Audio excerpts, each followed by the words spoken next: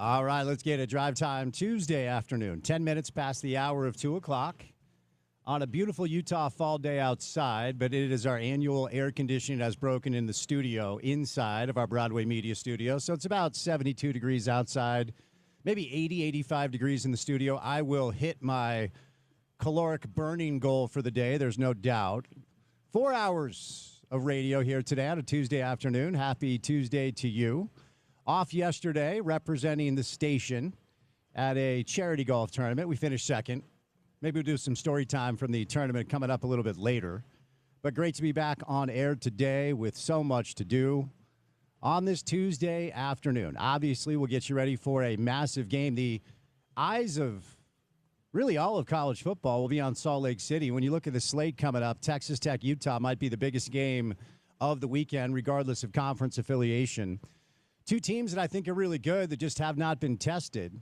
And so we'll learn a little bit more about the Utes coming up, and we'll learn more about Texas Tech, this very expensive roster infused with a ton of talent rolling into Salt Lake, coming up for an early kick time. It's 10 a.m. at Rice-Eccles Stadium. Former Ute coach Urban Meyer will be here. Matt Leinart, Brady Quinn, Rob Stone, Gus Johnson, Joe Klatt. We are efforting some of the talent that will be on site to join us coming up throughout the rest of the week. We'll see if some of that stuff can come down. But Utah football, after getting the win against Wyoming in Laramie, returns home to Salt Lake City to welcome in Texas Tech. Utah's an early 3.5-point favorite. Now, remember, Vegas typically builds in 3 points for the home team. So the odds makers are basically saying this is more or less a wash when it comes to the matchup head-to-head. These two teams have not played since 1973, I believe. Or maybe it's 1979. It was the 70s. I read something earlier. The Texas Tech rolled in and beat Utah way back in the day, 29-22. Weird final score. But two programs that are not very familiar. It was 1973. They won 29-22. So it has been a number of years since Utah and Texas Tech played football. Got some good college football guests on the show today. Get you ready for the game coming up on Saturday. Our tailgate will open up at 7 o'clock. They're on Guardsman's Way, right outside of Rice-Eccles Stadium. So if you're getting up early, come on by and say hello. And then let's try to pack the place. I know it's an early kick. I like it. When the game ends, you still have the rest of your day to do whatever you want to do, watch more college football, swing a golf club, get outside, do a little hiking, a little biking. So Utah football, top of mind, of course, this time of year. It is game week for BYU after an off week last week. And BYU football met with a little bit of a distraction this week. I'm sure Kalani will do his best to make sure the distraction does not permeate in his locker room. But Deshaun Foster was fired by UCLA because, breaking news, UCLA is bad at football. And we talked about it on this show. I know some other people shied away from it with the old, like, hey, it's a Big Ten team. They've got athletes. No, they don't. You can see it. It's pretty obvious. So it's hard to know. In fact, Utah dropped in a couple of rankings, like The Athletic does their thing. Utah, despite staying clean and got the win, dropped, I think it was Vanini, dropped Utah, I think, 3 or 4 spots. As a result of UCLA getting run at home by New Mexico. It's a complicated job. The Rose Bowl is an hour off of campus. They are not a full rev sharing member. Utah football, according to Mark Harlan, is utilizing every penny of the $20.5 million that they're allowed to allocate to football and other sports. The number for UCLA is 13.5 from what I read this morning on The Athletic, which still isn't bad, but UCLA, man, like, it's wild to me that program in the recruiting hotbed it lands in cannot figure it out. But Kalani Sitake linked, as far as rumors go, to that job. Kalani addressed the rumors and put them to bed as you thought he might. So we'll see if that's a distraction. BYU has their first road game of the season coming up on Saturday at 5:30 on ESPN2 against East Carolina. They are a 7.5-point favorite. And again, with that 3-point build-in typically for the home team, Vegas thinks BYU is about 10.5 points better than the boys down in Greenville, North Carolina, at Dowdy-Ficklin Stadium. It's a crazy environment. The fans are pretty wild, but it's not a great football team. BYU should handle their business. I anticipate that that's what they'll do. BYU, like Utah, probably not tested just yet. But now we're getting closer and closer to some of these games that will tell us more about exactly who BYU is, exactly who Utah is, and we'll get a better idea of these two teams. Utah State was an underdog against Air Force, and they smoked them. Career high for Bryson Barnes, the pig farmer, with passing yards, plus 280, and 5 total touchdowns responsible for. So Utah State will now take on McNeese. It is an FCS opponent, but Bronco Mendenhall's last 2 stops at UVA and New Mexico, year 1 featured losses to FCS opponents. So got to stay frosty there. Monday Night Football double dip. We had a couple of decent games. I don't know that I love the Monday night doubleheader dynamic, but we did see a couple of good games. Baker Mayfield with a big-time comeback near the end, and the Texans are 0-2. The Bucs are undefeated.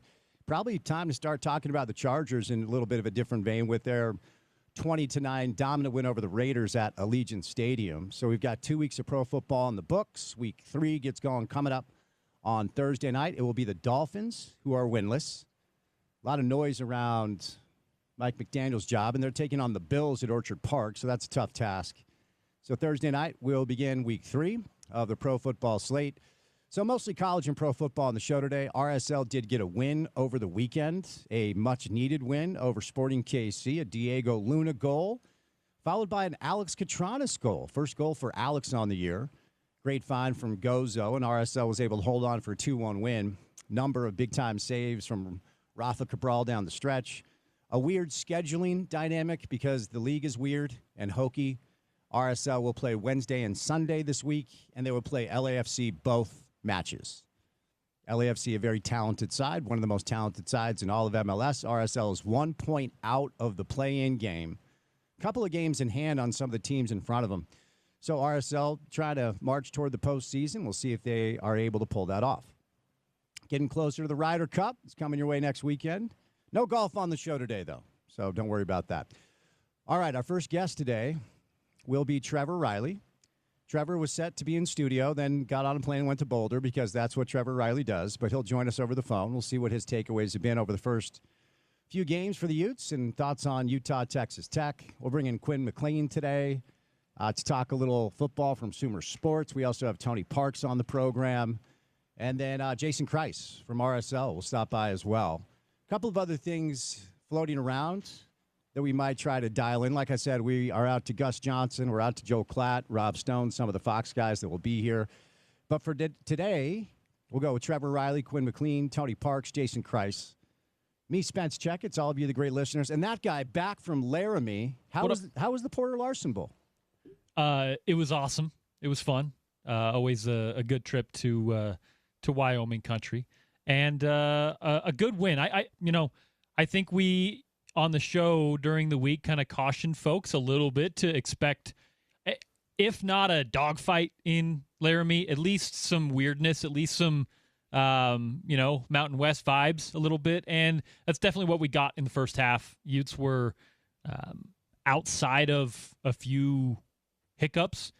Really, really dominant in that game, though. And, of course, outside of the shooting themselves in the foot a little bit, that could have been a 50-plus point win for Utah, just looking at some of the box scores. So you get out of there, and I think you look good doing it. Still a few question marks, and one of those brought up by an injury going into conference play, but you got to be pretty confident. And that was a fun way to wrap up non-conference. Yeah, I mean, you get out of there with the win. Second half, certainly more dominant. Kicking game issues, which is not something Coach Witt loves at all. But Utah football so far checking every box that you hope they check, at least as far as the wins go, and that's the name of the game in sports, breaking news. That's why we have a scoreboard. All right, our first guest today will be our guy, Trevor Riley. But on this Tuesday afternoon, before Trevor joins us, courtesy of our good friends and your good friends, too, at Prize Picks, it's time now for your opening tip. Welcome to The Drive with Spence Checketts on Utah's #1 sports talk. Now into the studios of ESPN 700 to set the scene for the show. The opening tip of The Drive is brought to you by Prize Picks. Use the code ESPN 700 and run your game with Prize Picks. Prize Picks simply is just continuing to give you free money to start off the pro football season. And as I say every day, you should just go take that, grab the free cash, and then grab their max discount. So on Prize Picks, it's very easy. All you do is pick more or less on 2 to 6 player stat projections, and you can win up to 2,000 times your cash. So here's the deal. Step number one, you download the Prize Picks app today. Use the promo code ESPN700. And you get $50 in lineups after you play your first $5 lineup. Promo code ESPN700. You get $50 in lineups after you play that first $5 lineup. On Prize Picks, it's good to be right. They've given you 3 max discounts so far. All obviously have hit the over because that's what they're doing. The max discount this week is Patrick Mahomes, 0.5 passing yards. So grab the free $50. Go to the max discount box. Check over, obviously, because my guess is Patrick Mahomes will pass for at least 1 yard. And you combine that with one other accurate pick. When you go more or less on stat projections, you can go up to 2,000 times your cash. On Prize Picks, it's good to be right all season long. All right, as we were just discussing, and look, I know that there's some nerves permeating throughout the fan base because it's only fair to wonder exactly how good Utah football is after 3 games against 3 teams that they should beat and should beat handily. But as I say all the time, when it comes to college football specifically, just because of the early season scheduling oddities that exist in this sport, so many mismatches, and then so many weird random occurrences, and so many teams that you think are really good that stumble early for whatever reason, if you just do what you are supposed to do, you will be justly rewarded, and the chips will fall where they're supposed to fall. And yes, was the Utah-Wyoming game a bit of an eyesore, specifically in the first half or maybe even the first 2.5 quarters? A little bit. I think that's fair. No part of me was ever uncomfortable about the result, though, because it was just the inability to finish drives. It was, I think, 6 penalties in the first half, 3 missed field goals. Just weird things happened because that's a weird place to play, and it's a weird road trip to take.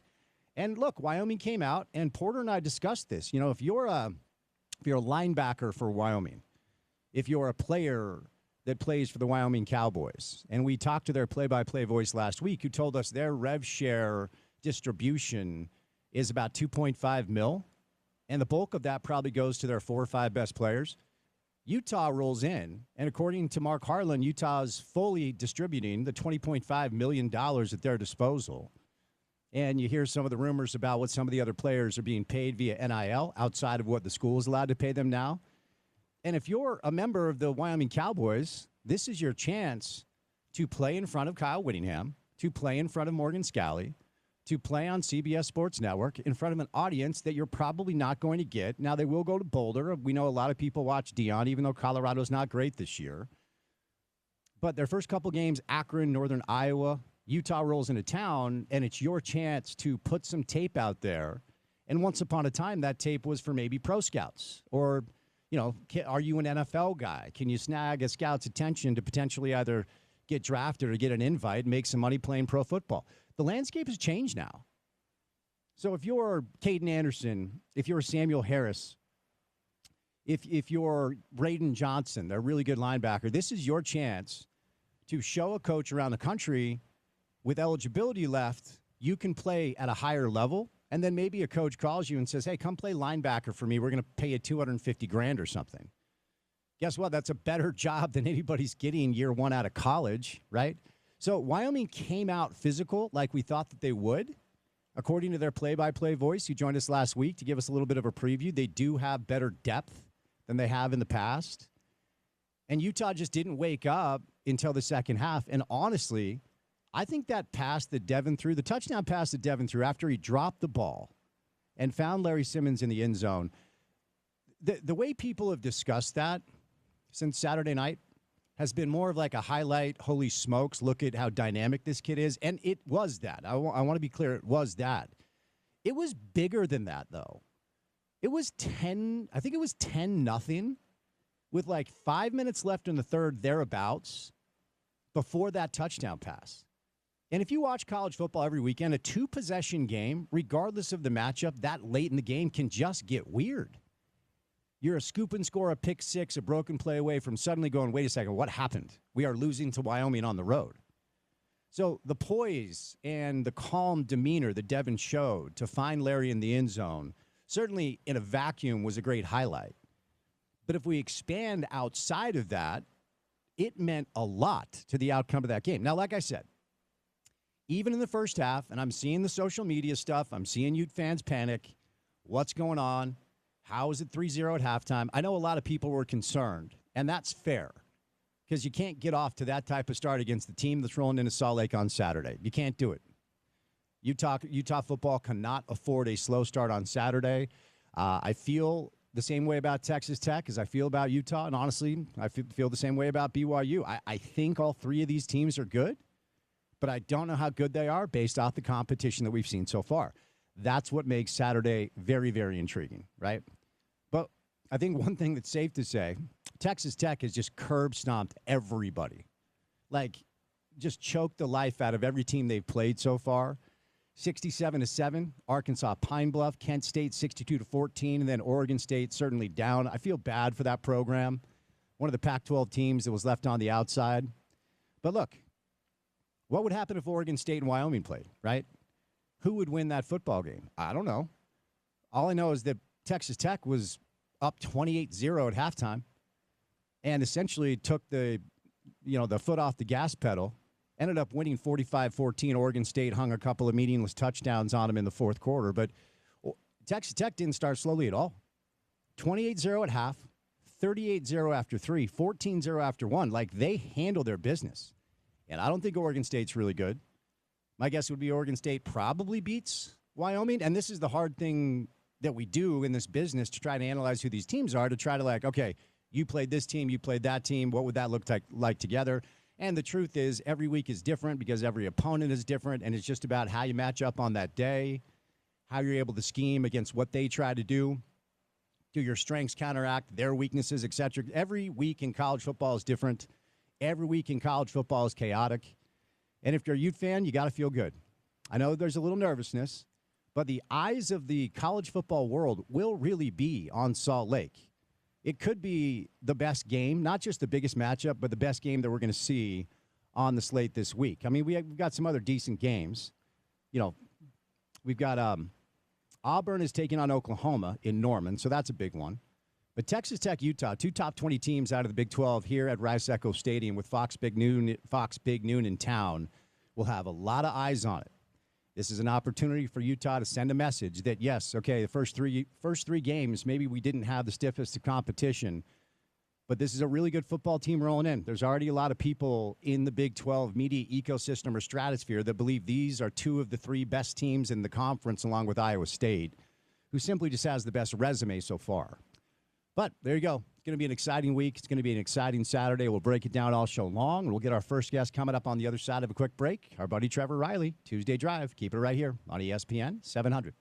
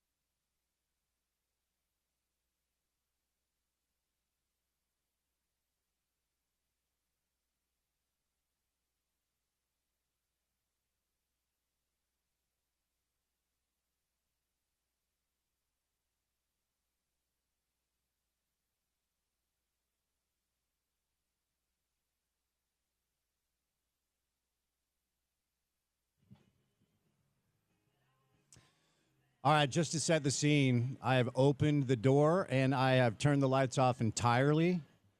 It does feel like we're broadcasting from a cave somewhere, maybe a cave in Summit County that perhaps you have traversed at some point. There we go. We have a cave-type feel on the program today. It's an attempt to cool it down a little bit. It is the goal.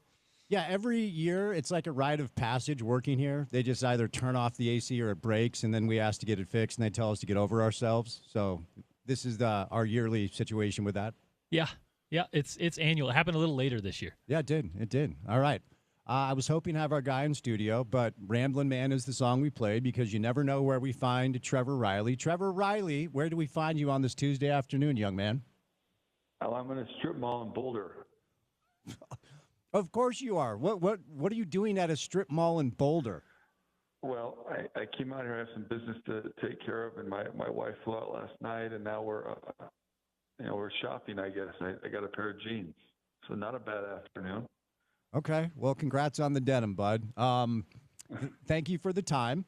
Always appreciate it. Let's start with I understand the frustrations about the first half, the inability to finish drives in the first half, just a lot of missed field goals, a lot of penalties. But that could be a complex road trip, and I just feel like overall the outcome was never in doubt. What were your takeaways from watching Utah beat Wyoming and Laramie? I think that the Wyoming's scoring defense came into play, especially in the first half, and they were as advertised. We'll give them some credit. At the same time, obviously stubbing your toe here or there. But I thought, we looked really good in the second half. It was good to see a response from the team. The quarterback, as usual, looked poised. And then just, we talked about it all off season. When we start leaning on guys in the third and fourth quarters, that's when big plays start opening up. And, the floodgates opened. It was kind of went a schedule for me. I'm excited to see Wyoming versus Colorado this week. I want to see how that one goes. Okay, Wyoming's headed to Colorado, and I'm not so sure they're not going to put up a pretty good fight there. So we've been talking about that play that Devin made at the end of the third quarter where he dropped the football, found Larry in the end zone. And, it's interesting because the way it's been covered is that what an incredible momentary highlight that was.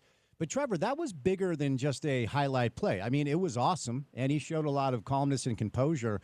It was a two-possession game late in the third. You know what I mean? Like, they were up 10-0. You don't get that touchdown, as you know better than anybody.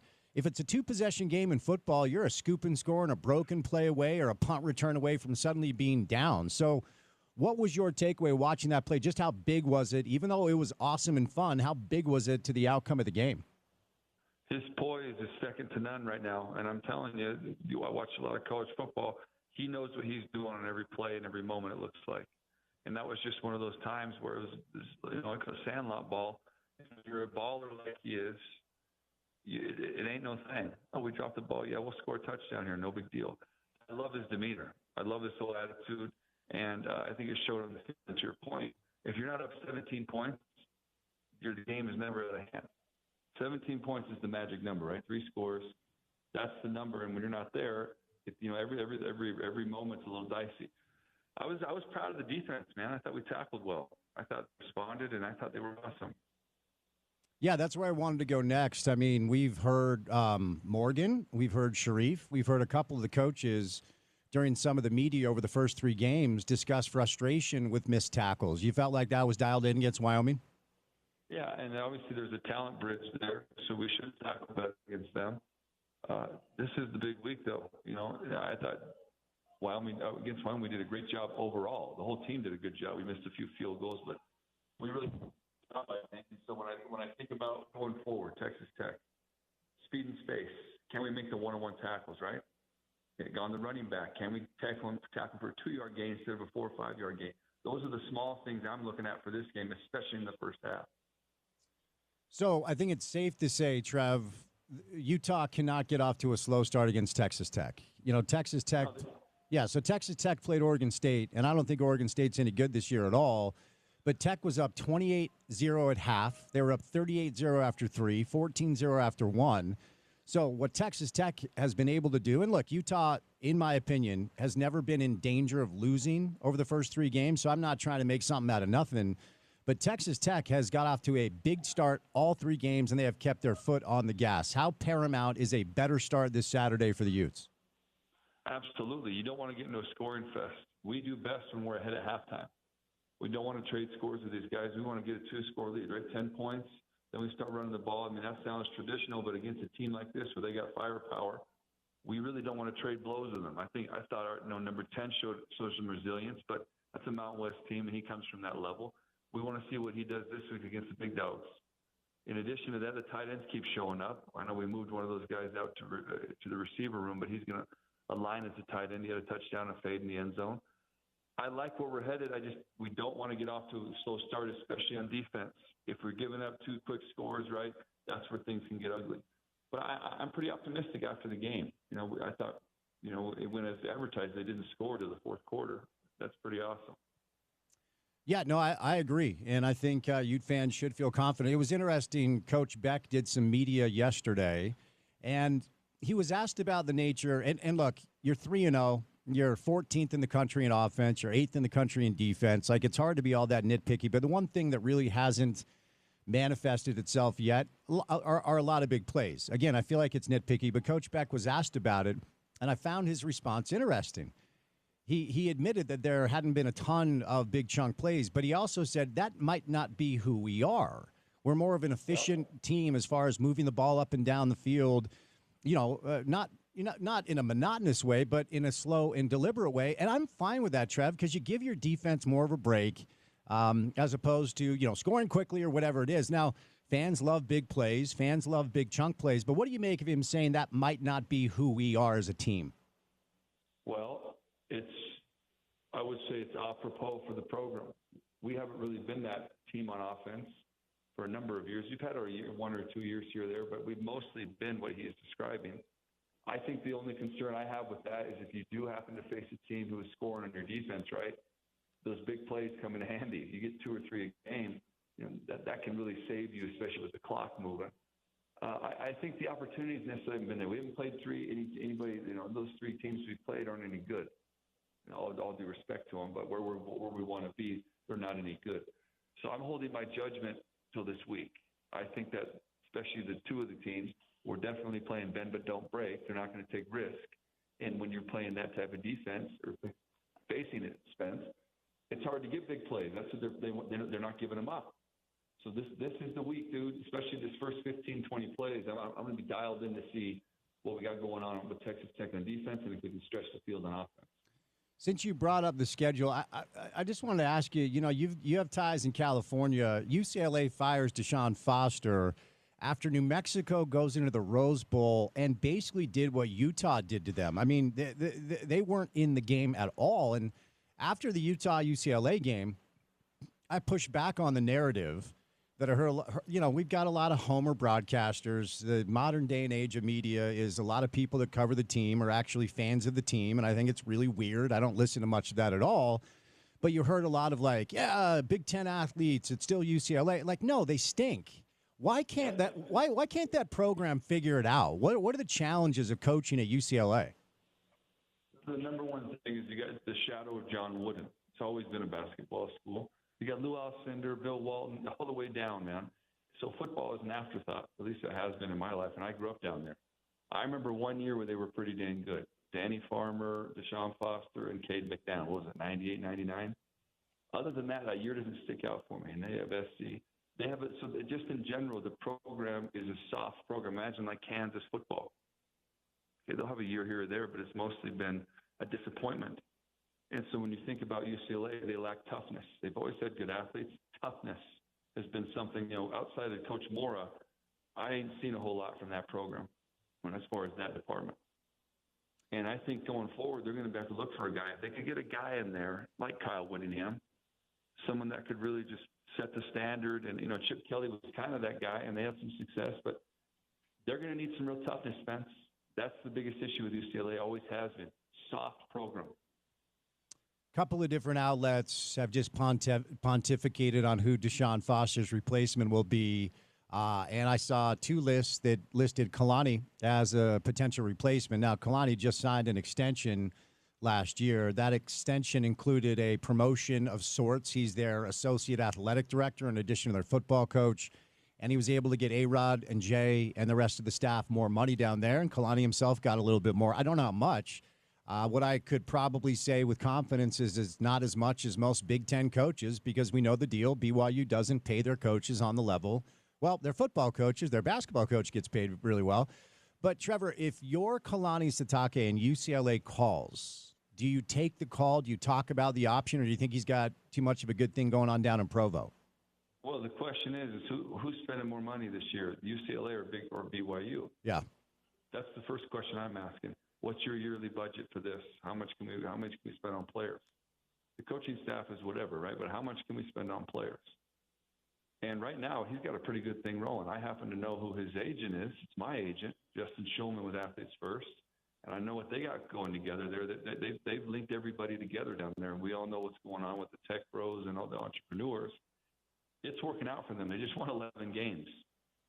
So I don't know, man. If I'm Kalani, I'll listen. It's always good to listen. But that's going to be my first question. How much are we going to spend on players going forward? What's our yearly budget looking like?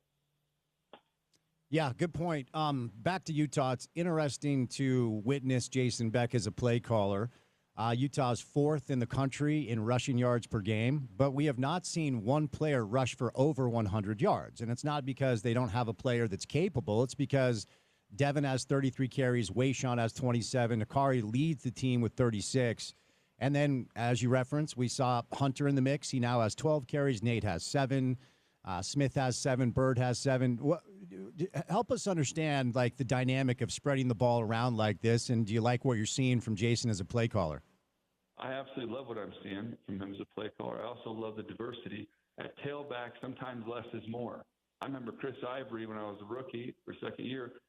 He rushed for 1,200 yards. He didn't practice. We'd see him on Fridays. He'd be on the bike.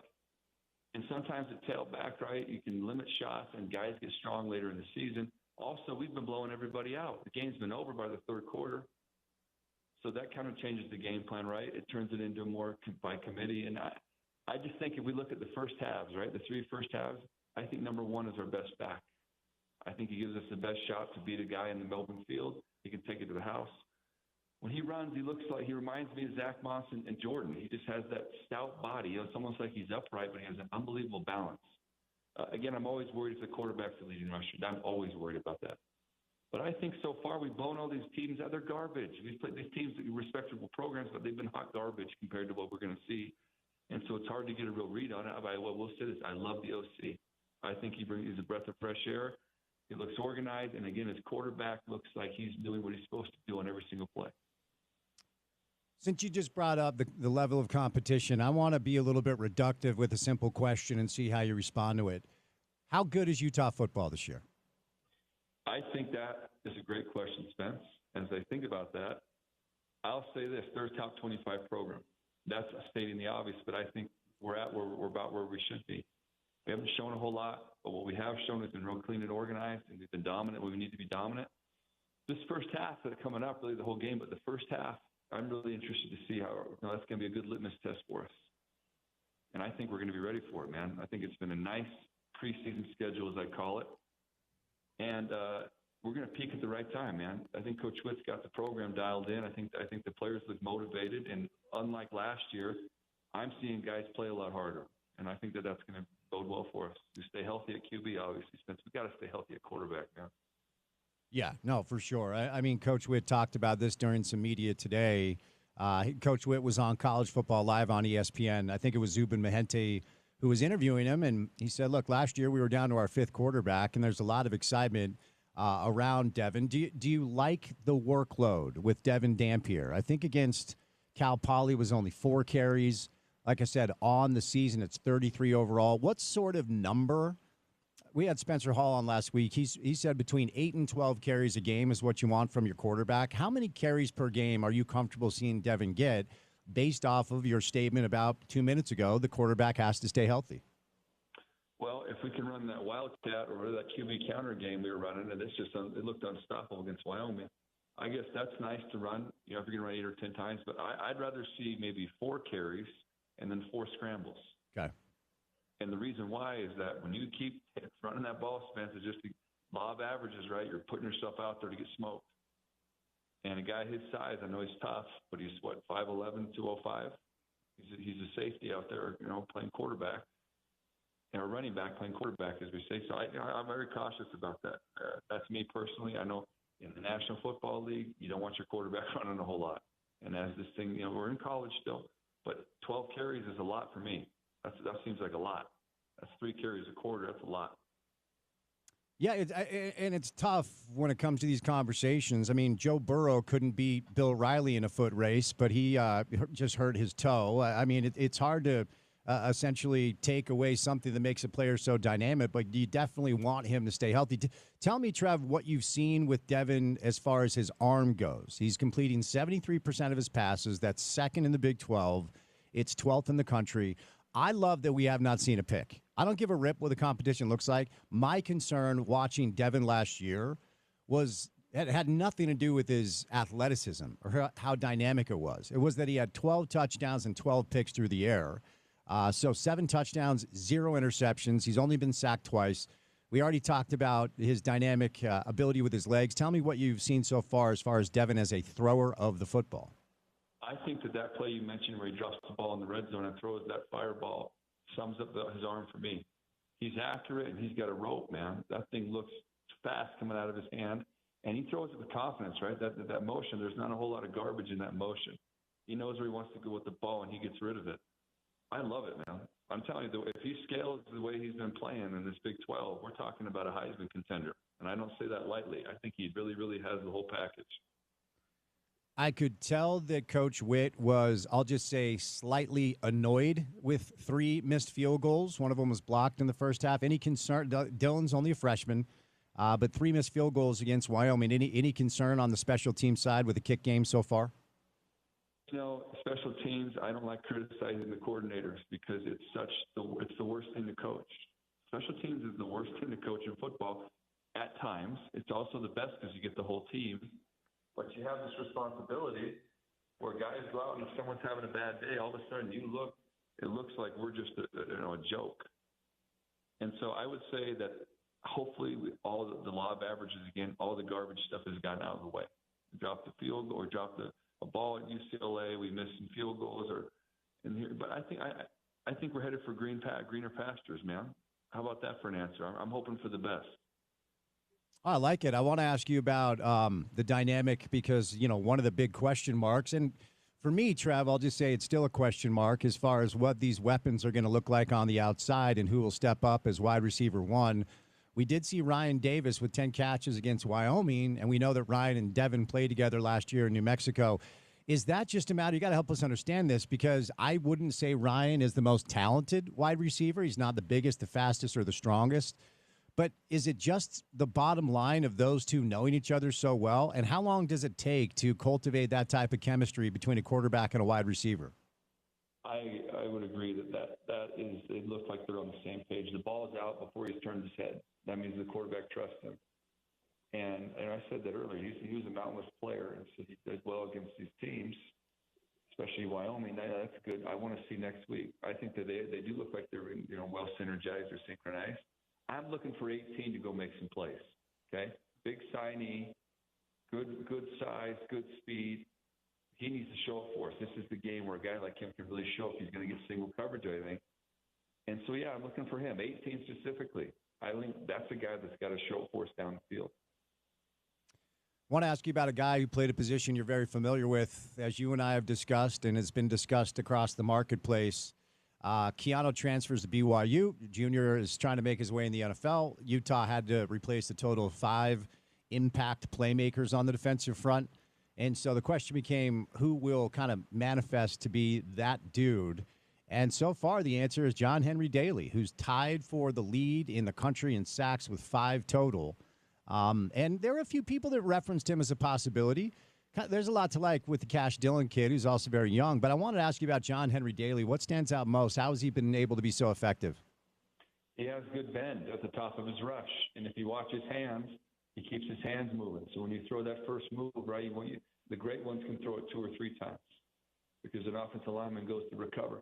He shows that. He's like a martial artist out there with those hands, man. But I'm impressed with his bend, especially for a white guy. He's got a decent bend, and his relentless pursuit of the ball. I was talking to Nate Orchard last Saturday or 2 Saturdays ago, the mayor of Salt Lake City, and I said, hey, man, can I get a spot on the city council? But I got to tell you, this guy, Henry Daly's coming for Orchard, dude. He's coming for that record, and I know I don't say it lightly either, but it's a good tradition. I give Lewis Powell credit and Luther and all those guys up there because I got to tell you, they look like real technicians, Spence. They look good. Got to follow up because it struck me. You said great bend for a white guy. White guys typically don't have great bend in football. Is that what you're saying? Not at Utah. Okay, right, taking a small sample size. We've been average as the day is long, but we get the job done. He looks like he's got a little bend to him. And, you look back at Paul Kruger, myself, Hunter Dimmick. We were bruisers, but, he's bending a little bit. I like it. I like what I'm seeing. All right, let's move over. A couple minutes left. Let's move over now to Saturday. Have you ever played a football game on the college or pro level that kicked off at 10 a.m.? And what makes this a unique challenge for Utah football? I think we had one at Jackson State, and if I'm not mistaken, we may have had one at Colorado. It's an interesting thing. It's something new. Okay, you're going to have that. Some guys are going to get up at 5 a.m., 6 a.m. I think it's going to be on the coaching staff and the operations staff to get these guys prepared because you know how it goes, Spence. You're working for the Knicks and been around sports. People have routines. And so when you get guys out of routines, right, it can matter. I guess it's a small thing. I don't know if the spread's moving at all because of it. But as a coach, a former coach, I'd be concerned about it. They're definitely having meetings about it. See, you just made a really, really good point. One thing I can tell you, and you'll obviously help us understand this because you played in the NFL, the most elite performers in really every endeavor, but definitely athletes, since we're talking sports, are almost like addicted to their routine in a way that's like manic, right? And a lot of them are superstitious as well. I mean, some of the superstitions I've seen over the years in pro basketball would blow you away. But when you are forced to kind of exit the routine that you've been sticking with, how do you make that work? And then talk about, a typical routine when it comes to high-performing athletes. I think that, especially in the NFL, we would have situations like this, like we were playing in overseas or something, or weird start time. You over-meet about it, make sure the guys understand, over-communicate, and then you really just kind of help guys along a little bit. Like there's going to be wake-up calls there in the morning. They'll have guys walking around, getting guys out of bed. Getting to the stadium, right? You want to feed them correctly. And that's the one thing you talk about, Spence. Food, right? When you have a 10 a.m. kick, what time do you eat at? What do you eat? And so that's a whole other conversation with the sports science people is getting the right fuel in these guys. And so, yeah, I mean, it's a minor thing, but it is a talking point. And I would be, as a coach, they're having meetings about it. And to your point, these guys are fanatical. They're making some of them millions of dollars a year. Yeah, it's something to think about. I think it's good, but it goes both ways, right? At least we're at home. That's nice. Yeah, traveling to time zones, staying in a hotel, Texas Tech will have a challenge as well. Hey, let me ask you this. I'm pretty curious about Iowa State. I feel like they're good, but I'm watching their game, and it was choppy, to say the least. It was 17-16 in the fourth quarter against Arkansas State. They scored a late touchdown. So, I mean, that's the one team I think they still have the best resume. Iowa State, as far as the schedule they played so far, as of now, is listed as the highest-ranked team in the Big 12. Then, of course, there's Texas Tech. Of course, there's Utah.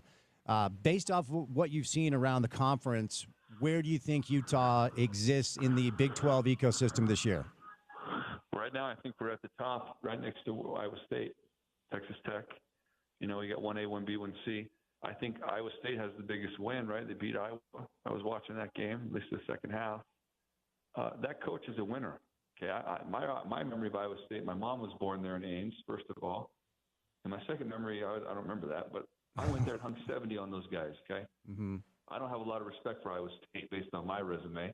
With that being said, this new coach, not new coach, he's been there a while, but he's got, Spence, they're trying to poach him to the NFL. He's a good coach. He's a really good coach. And so it's hard to get people to Iowa State, and I'm following them, but they seem to have an issue that Utah used to have where they can run out of gas at the end of a season. And we've talked about that ad nauseum for us. I think that this year we're primed and prepped where if I was ranking it, I got Texas Tech and Utah 1A, 1B, and I got Iowa State probably at 2. All right, Trev, before I set you loose, Utah is a 3.5-point favorite at home on Saturday. Vegas usually builds in 3 points for the home team, so they're essentially saying if this was a neutral field game, Utah might be a slight favorite, but it would ultimately be a pick 'em. What gives you the most confidence Utah will win on Saturday, and what concerns you the most about Texas Tech? I think we got the two best players on the field, the quarterback and Smith Snowden. That gives me, in pick 'em games, I like going with the best player. That makes me feel better, and I think that we're at home, and it's our time. I think this is our time. I think the crescendo is happening this season, so I think it's all going to line up, and we're going to play well, and we're going to stay healthy. But again, quarterback and Smith Snowden, I think they're the best players, and I think that gives us an advantage. All right, buddy. Well, safe travels. Congrats on the denim purchase. That's a big day for our guy, and I appreciate the time as always, Trev, all right? All right, guys. Thanks, man. Wait a second. Did Trevor Riley just hit me with a right, guys? See, I think this just proves it. It's just you're a little insecure about it. Dude, my mind is blown. Yep. Wait. Hold on. No, this is different. Here's why. You do Ute football pre-app and post, or you do Ute football pregame with Trev. You will be hosting this program next week with Trev for a few days. So I'm still right on this. I think Trevor actually works with you enough and knows you enough that he wanted to say goodbye to you as well. Okay. Right? Maybe. I think that's accurate. Huh. But it's also, kind of proving the point. They're just saying goodbye to both of us. It's not a shot. My mind is blown right now. Trev's my guy. We've been friends for like 15 years. We've done radio together forever. And he hits me with the, all right, guys. Forgot your name. How about our guy just randomly dropping he's at a strip mall in Boulder buying jeans? A good jean purchase is like a good car purchase. You only do that every few years if you treat your jeans right. See, here's the thing, and I'm sure you're a jean expert. I just picture you growing up in Wranglers, right? I don't really wear, it's usually just sweats or basketball shorts for me, just to be clear. Yeah, and you know me. I'm comfort, first and last all the time. But if you're dating somebody that wants you to look better, she probably doesn't want you in sweats all the time. So a good denim purchase is important. But here's my issue with denim. It takes forever until it's comfortable. Yeah. And then by the time it's comfortable, they're dated, and you have to get another pair. This is fair. Oh. You are right about the Wrangler part, though. It's the only pair of jeans that's worth really buying. But they are the best jeans. Are they comfortable right out of the gates? Oh, yeah. Are they really? When it comes to, comfort, it's number one. There's a reason that guys who, have to actually do stuff are wearing Wranglers. Huh. I don't know. Just thought. I'm learning so many things today. That's very interesting. All right, we'll catch a break. We got 1 hour down. We have 3 hours to go. We are going to bring in Quinn McLean, our buddy from Sumer Sports. Tony Parks, voice of the Bees, stops by. We'll bounce around with Tony today and do a couple of different things. Then RSL will be back in action on Wednesday after getting a much-needed result over the weekend in Sandy over Sporting KC. So Jason Christ will join us today. I do want to tell you about my friends at Game Day Men's Health. Now, here's the deal. Okay, when it comes to this job, we have a lot of clients and love all the clients, want to make sure that I'm doing everything I can to support their business, and you guys will give them a fair shot. But there are only a few clients I can give you personal testimonials about, and I really like it when I can do that. So Game Day Men's Health is one of them, and I'll just tell you that it has changed my life. You can ask Porter. You can ask anybody who knows me. I'm in the best shape I've been in probably since I was 21 years old, okay? And it's because of a couple of different things. Let's be honest about this. There's no such thing as a shortcut. If you want to get your body back in shape, if you want to get back and healthy, it's like everything else. It is good habits, daily, compounded over time. So I'm not selling you a bill of goods. But what I'll tell you is when I started the process of really wanting to get in the best shape I've ever been in, I was frustrated over the first few months that I wasn't seeing the progress that I would see when I was younger. What really sent me in the right direction and has led me to this place where I'm as light as I've been since I was in my early 20s, my body fat is below 20%, my blood work is all dialed in, is because of the assistance of Game Day Men's Health. So, like the Huberman Bros, Porter, all the guys out there, we call it biohacking, right? What was that? Oh, don't you love Dr. Huberman, don't you? I listen sometimes. Okay, we're talking cold plunges. We're talking sunlight in the morning, right? Definitely sunlight in the morning. Porter, you are. I'm not a huge cold plunge guy. Okay, but you are in charge of your central nervous system. I know. Okay, the breath work that Dr. Human. Okay, there we go. Anyway, the Huberman Bros call it biohacking. So here's the deal. This is it's technology and essentially the ability to do this process once upon a time was only for celebrities and athletes because it's expensive when it comes to the products they have and the process that you can go through. Okay. That's no longer the case, certainly with Game Day Men's Health, because the deal they have as a result of being a client on the show makes it extremely affordable. Okay, so step number one, they're giving you a free consultation, okay?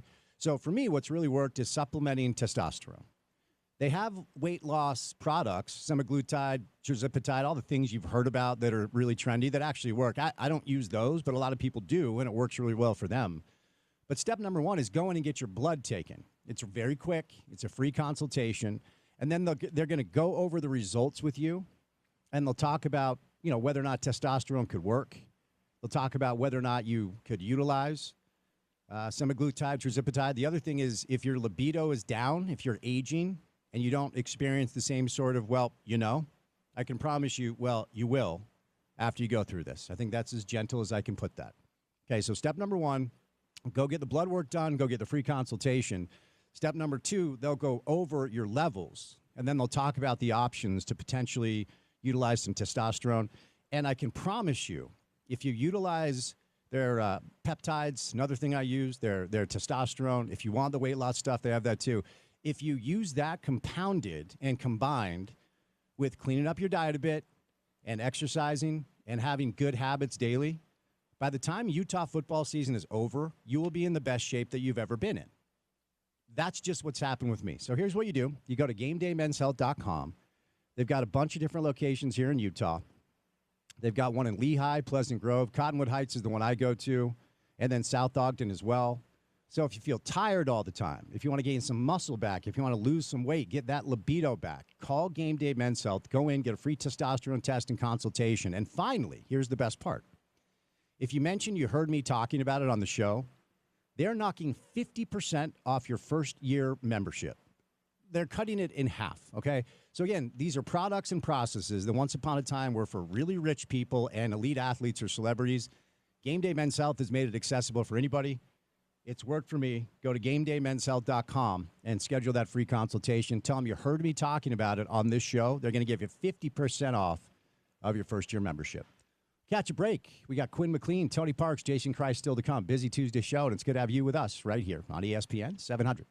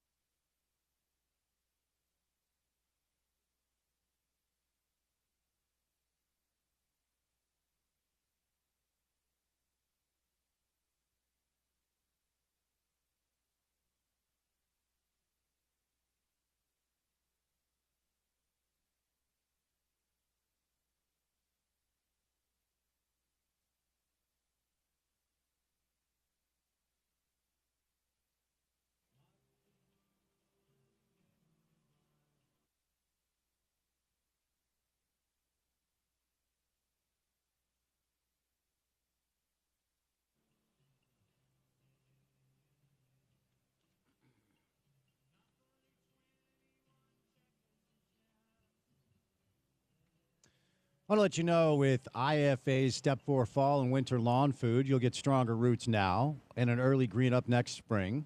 It's the ultimate lawn owner power move. More at your local IFA or at ifa.coop. Be on TV with Dave Fox tonight, 10:35, KMYU. We call it 5 Questions with Spence. Probably college football centric, maybe a little NFL, I would imagine. ESPN came out with their future NBA power rankings today. And the Jazz are 25th of 30 teams. Not good. Oh, while we're talking about the Jazz, can we give a shout-out to our guy, Tony? Our guy, Tony Jones. Needed. I have known about Tony's move to Philly for maybe 6 months. It was rumored to have gone down. So Tony announced on his socials, and we'll still utilize Tony throughout the NBA season. Tony has announced on his socials that he is now officially in Philadelphia covering the Philadelphia 76ers. After spending, 15, 16 years here, prior to his gig at The Athletic covering the Jazz, Tony was a grinder for the Trib, doing everything, high school football, college football, Utah, BYU, some Jazz stuff here or there. And then he's a basketball guy, so The Athletic tabbed him to cover the Jazz, cover the NBA draft. And if you guys listen to the show, thank you for that, first of all. Second of all, Tony is a consistent guest of ours, and that will remain.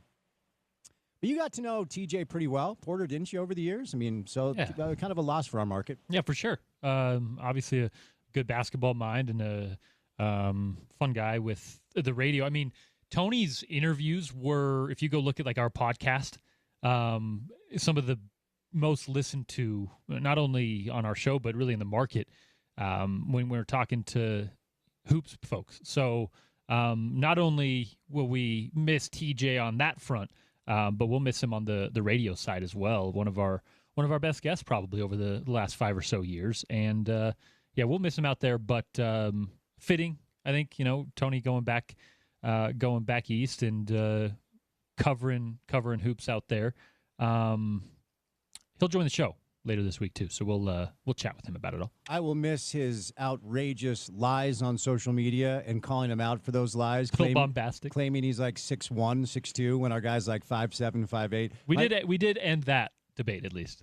Yeah, with the measuring tape. My favorite part of those Tony dynamics is to read his tweets and know which ones were completely dishonest, and then call him out on the show, because he was always a good sport about it. Like, it never got it never got awkward. But there was a going away party for Tony a couple of weeks ago. I unfortunately was traveling, so I could not attend it. He's become a good friend, and hopefully he'll have a good experience covering Philly. And look, you referenced the dashboard numbers when it comes to our podcast and our downloads, and when the Jazz were relevant, and if we're honest, they're just not now. I think that's one of the reasons Philly is the move for Tony. Well, I know that's one of the reasons, but when it was like peak Donovan and peak Rudy and Quinn and Dennis building the thing from the front office, our dashboard for Jazz interviews went through the roof. I mean, people consumed Tim McMahon and Andy Larson, but Tony was always the guy that pulled the most numbers. So we will wish him the best moving forward. Probably have waited too long in the show. We're about 90 minutes in to tell our guy Rabbit Evans we're thinking about him. Season ender, Porter, is what we understand. Coach Witt doesn't talk about it much, and he said it looked pretty serious after the game. Yeah, if you saw it in real time, you kind of knew that as well, right? We rewound the video a lot up in the press box and saw that while there was some contact on the play, the actual injury was him in a back pedal and his knee just completely giving out. So there, it was clear to us on the ground in Laramie what happened, and then Kyle confirming it on Monday that Rabbit Evans is going to miss the season. They will apply for a hardship waiver. They will try to get him back in the fold. That's a player that Kyle was really, really high on through a lot of the fall, and it opens up a little conversation now on the depth in the backfield, because he was the guy that would have been starting had he been healthy throughout much of the year, and ended up getting, I think, 6 reps in 2025, which is a big bummer. Yeah, it's too bad. I know he worked hard to get back from a previous injury. So sending a lot of good thoughts to that kid. Hopefully he can get back and play well next year. Porter, it's always better to be there in person. So watching Utah, Wyoming on TV, it looked like there was a decent amount of Ute fan contingent. It's just hard to tell. And I really have been diligent, certainly over the past couple of weeks, with some of the things that have happened in the world, just to be off social entirely. So I couldn't really see much on social media. I can't do it right now for my mentals. But what was it like being there? What was the atmosphere like? Yeah, the atmosphere is fun. It's, I'm always looking at, especially matchups like this in today's age in college football, is things that we might not get a whole lot of anymore. And there are positives to that, but there are huge negatives to that as well. As we are, we're moving towards more, probably we're going to see matchups with UCLA because they're a big TV brand in the Big Ten. But UCLA has no football culture. They have no energy around their program. They have no fans at the games. Yeah, we played at the Rose Bowl, but the atmosphere I saw in Laramie was so much more fun. There were actual football fans in the stands that wanted to see that game and knew the players on the field and follow their team, right? There's a culture around football that is kind of being pushed away for TV money and Vegas money, and we can go deeper into that conversation. But seeing a place like Laramie, I wonder what that looks like, because unless you get a booster with a bunch of oil money, or hey, maybe a bunch of beef money out there, you're going to be in a tough spot for the next decade or so.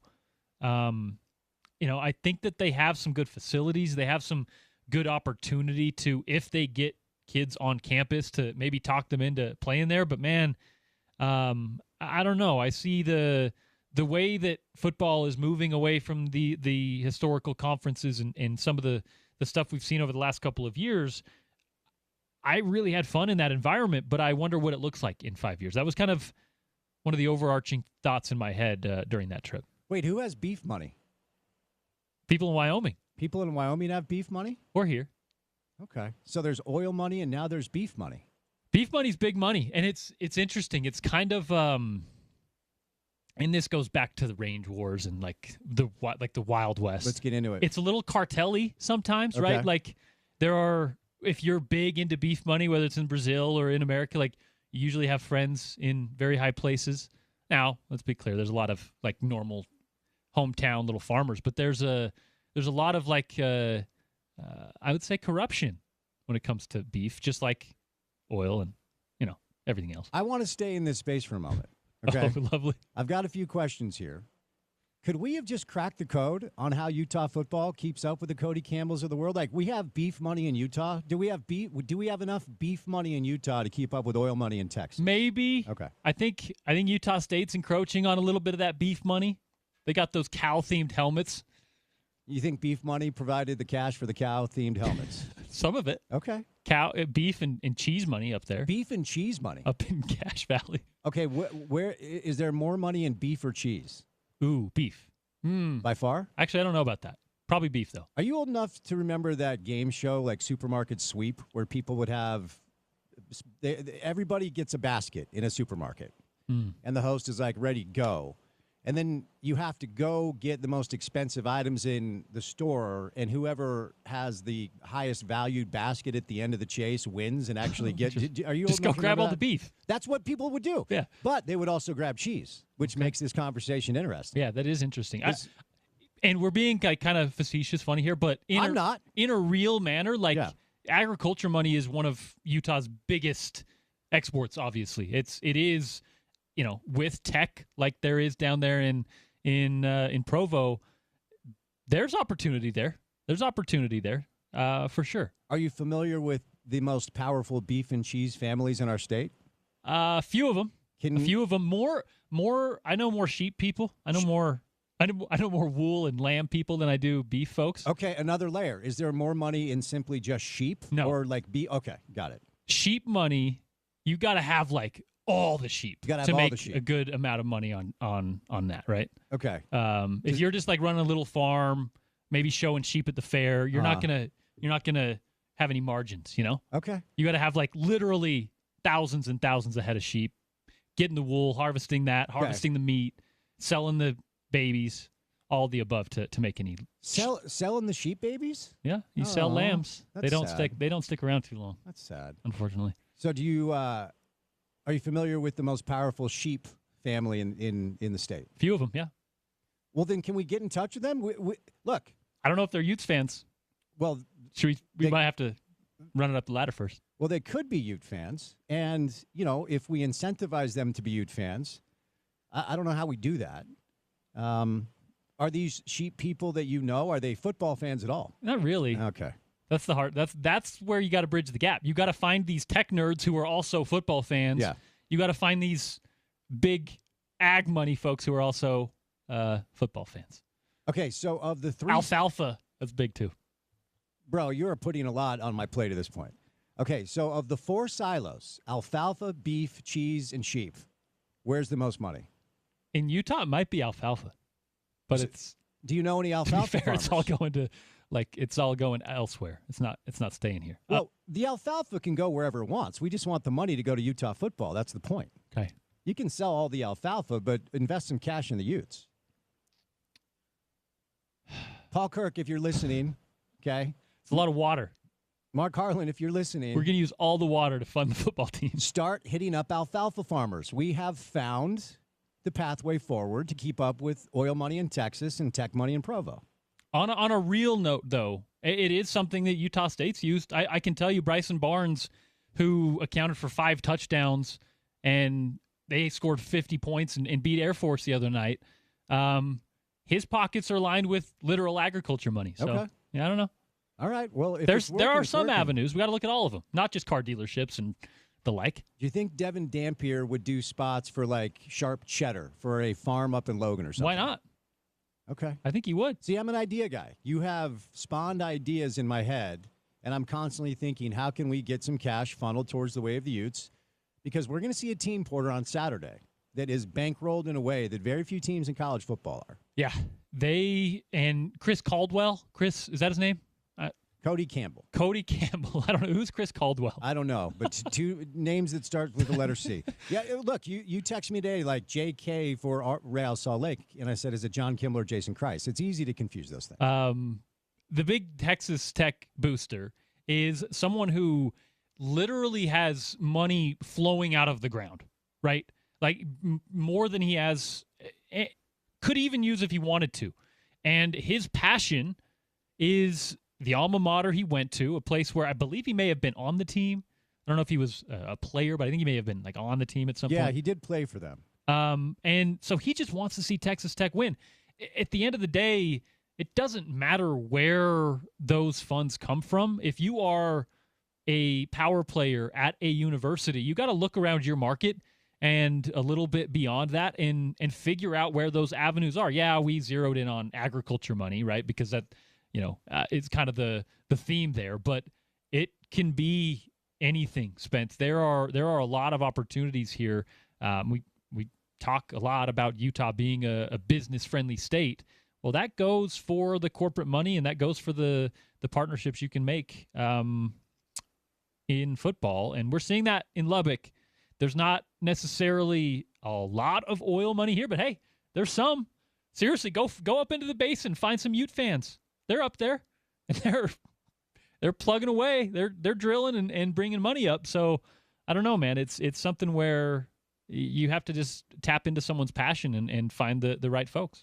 Yeah, the estimates are Texas Tech is a full 20.5 million participant, and about 15 to 16 of that 20.5 goes to the football team. Then an additional $55 million via NIL because of Cody Campbell invested in this roster. I mean, I don't have Utah's figures in front of me. I don't know what they are because the reporting on this is a little inconsistent. Yeah, Cody played for Mike Leach. He was an offensive lineman when Mike was there. 55 mil plus what you can utilize in the pay-for-play era. I'm excited to see what this roster looks like. How do you think Utah stacks up? Before we catch a break, we asked Trevor this earlier. Both where I'm at is I think both these two teams are good. I do.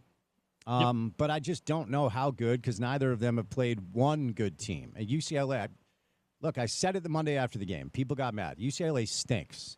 Oregon State stinks. And I'm not being disrespectful. I just am curious as to see how these two teams match up. So what gives you the most confidence for Utah Saturday? What are you most worried about? Yeah, I think, and it's fair. They're both good teams that we don't know a lot about. I think we know a little bit more about Utah.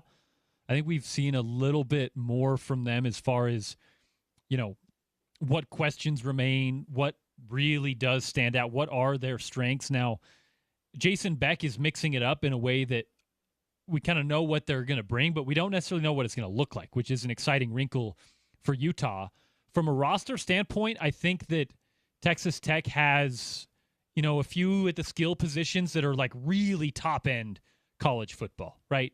Guys that they went out and promised a bunch of money. Now, one of the unfortunate parts is we're not going to see probably the best player that they went out and did that with at running back. He's going to be out for majority of the year. But, I think these are two rosters that are fairly evenly matched. Outside of that, I think Utah's done a really good job of, where maybe they don't have a premier elite outside threat. Well, they make up for that by having possibly the best 5-man, 6, 7-man offensive line unit that they can work through. Matchup-wise, this is a game that a lot of folks are expecting a little bit of a shootout, and where I find the most confidence is that if you're looking from a Utah perspective, is I don't think that's going to be the case, actually. I think Morgan Scalley's defense, even without Rabbit Evans in the lineup, I think they're going to be up for the challenge. I don't think this is a game that you're going to see both teams up in the 30, 40-point range. I think this is a game that's going to be played mostly in the teens and 20s, and that is mostly because of the confidence I've had in Utah's defense. Now, question marks on the back end with Rabbit being out, with Nate Ritchie, I think kind of reacclimating after his mission. But yeah, man, I'm really, really confident in that defense. The Utes' offense, however, is something I'm still learning. Number one, still watching how Jason Beck calls and organizes an offense. So still asking questions there. One of those big questions, the biggest question I have, Spence, is that we're 3 weeks into the season. We're entering conference play. And even though they haven't had to show us this, we are still without Utah really pushing the ball down the field, right? I'm talking big, big chunk plays, not that come out of the backfield or on a screen pass, pushing and putting pressure on the back end of the defense is something we haven't seen Utah do. Now, again, they haven't had to, but at some point we're gonna need to see that in order to be confident in it. See if Logan Fano and Dallas Vakalaki are able to play coming up on Saturday. My gut tells me they've been held out in preparation for these bigger conference games. But again, some rough news over the weekend. Rabbit Evans, who made his season debut on Saturday after trying to get healthy, missed the first couple of games with an injury. Looks like he's going to be out for the year with a lower leg injury he was suffered in the first half of Utah's win. All right, we'll do more football coming up on the other side. Quinn McLean will stop by. We've got Tony Parks, Jason Christ, busy Tuesday show. Good to have you with us right here on ESPN 700.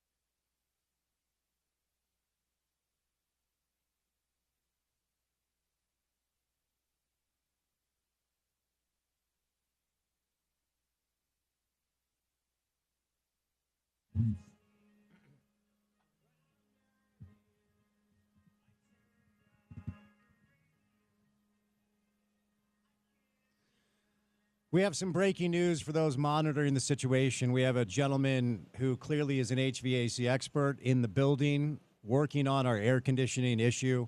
I really feel like that's the only thing our listeners care about, whether or not I'm comfortable to do the show in here for 4 hours every day. So we do have an update. Yeah, I think that's probably what they're, not Texas Tech, not. No, is Spence okay? Is our favorite radio host going to die in his cave studio where it's 95 degrees, even though it's 70 outside? I know that's what everybody's thinking. Not the NFL week ahead. Nope.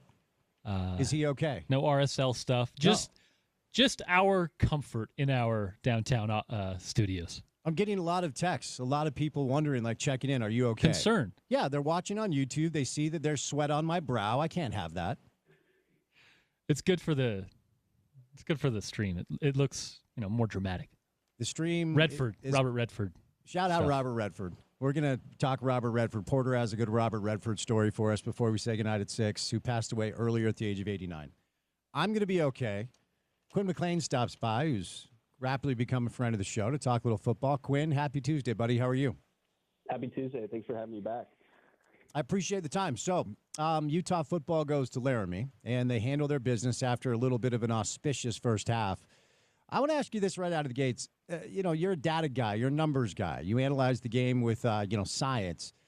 What are the complications for a guy like you trying to analyze who Utah is based off of, I guess I'll just say, gentle competition so far through 3 games?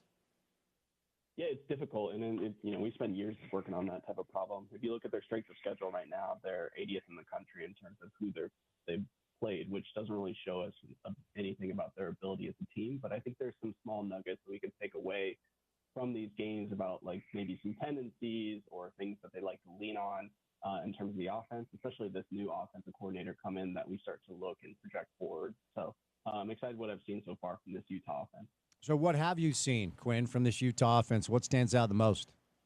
Yeah, I think I've touched on this last week is the emergence of Devin Dampier as an accurate quarterback, and something we haven't really seen of his skill set in years past. I think you got a little bit of a preview of it against Wyoming this past week of the chaos that he can ensue. There was that play where he fumbled the snap and then threw a dart into the end zone. And so both the turnover-worthy play is a big-time throw. You kind of see that in the 2024 shades of Devin Dampier, but so far, I think he's adjusted to this offensive line. He has a 2.88 time to throw, which is you can spend all day back there. As a mobile person, I think it's interesting to see his evolution as a quarterback to be more of a pocket passer and to focus more on the throwing ability of that. So those are some of the signs that I've seen his emergence as a quarterback that we haven't seen years past. But with the stout offensive tackles they have, I think is a positive so far from this offense. And on the defensive side, I think the emergence of a true pass rusher in John Henry Bailey, I think is making an impact for the pass defense as well. So he leads the Big 12, tied with David Bailey in terms of 14 pressures generated, second in the Big 12 in terms of overall pressure rate, behind David Bailey as well. So his ability to step in and be that kind of anchor on the defensive end, I think is exciting to see in these early games. Where does Devin rank, Quinn, among his Big 12 peers playing that position? And is there a statistical argument to be made that he might be the best quarterback in the conference so far? Yeah, he's doing really well. I think there's a lot of great quarterbacks in this conference so far in terms of theirs. Sawyer Robinson, I think, has looked well in terms of passing yards to lead the conference. Baron Morton from Texas Tech, I think, is also doing well. There's a few statistical categories that stands out for me from Devin Dampier. His ability to evade pressure, evade pressure. That's a very predictive stat for us in the analytics community and it shows their ability to the change of pace. And so he's the top 5 in the conference in evading sacks when he's in a pressure situation. Those are things that we look out for in terms of a quarterback that's able to adjust and throw on that. I think the one thing I look for him in terms of he's one of the quickest in this conference. In terms of getting the ball out.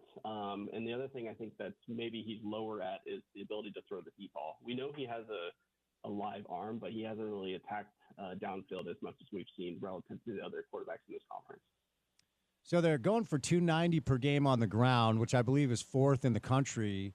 But they have not had a 100-yard rusher, and it's not because they don't have anybody that's capable of it. It's because of the way Jason has distributed the carries. Devin with 33, Wayshawn Parker 27, Nakari Rogers 36, and there are two other players in double digits in Hunter Andrews, Nate Johnson. So what has allowed them to run the ball as effectively as they've been able to do, and what do you think about the distribution that Jason Beck has elected to go with so far? Yeah, they have different complementary styles. I think it's the first thing to look at for them. Rogers is fifth in the conference in terms of heavy boxes seen, and third in the conference in terms of first down rushes, whereas Parker is a little bit more of your change of pace back. They use him as more of the explosive type back. We have him in our on-field estimate, Parker, in terms of 4.4 speed. We can capture that from the plays that he's been able to make. So I think Beck has a complementary back system, and then you have a mobile quarterback. That's just tough to defend because when you place those running backs into the box, I think as a defense you have to adjust to a speed quarterback as you add a power rusher in Rogers, but also a breakaway speed person is what we've seen at Parker. And it's a little bit hard to discern from the talent that we've seen early on in the games, but the difference, I think that's the biggest trend that we'll see at large in college football is that for these teams that were a little bit more playoff caliber, such as Utah, the ability to hold a 3-4 running back room, and we've seen that of these top teams in the conference so far, they're going to have to rotate through that running back room if they want to make a deep run in the college football playoffs. Tell me what the data says, and it's been one of the biggest talking points around here because Utah's presumptive wide receiver one transferred to USC prior to the start of the season,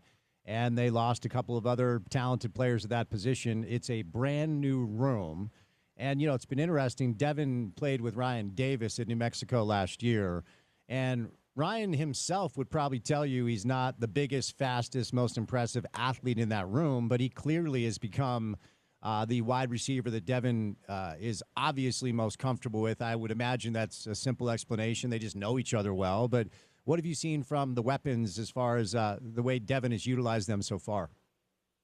Yeah, I mean, Ryan's really reliable, 83% catch rate. So whenever he's targeted, he catches 83% of the balls that are coming his way. That leads the wide receiver room outside of the usage of Smith-Snowden, but they like to use Smith-Snowden in a little bit more gadget plays.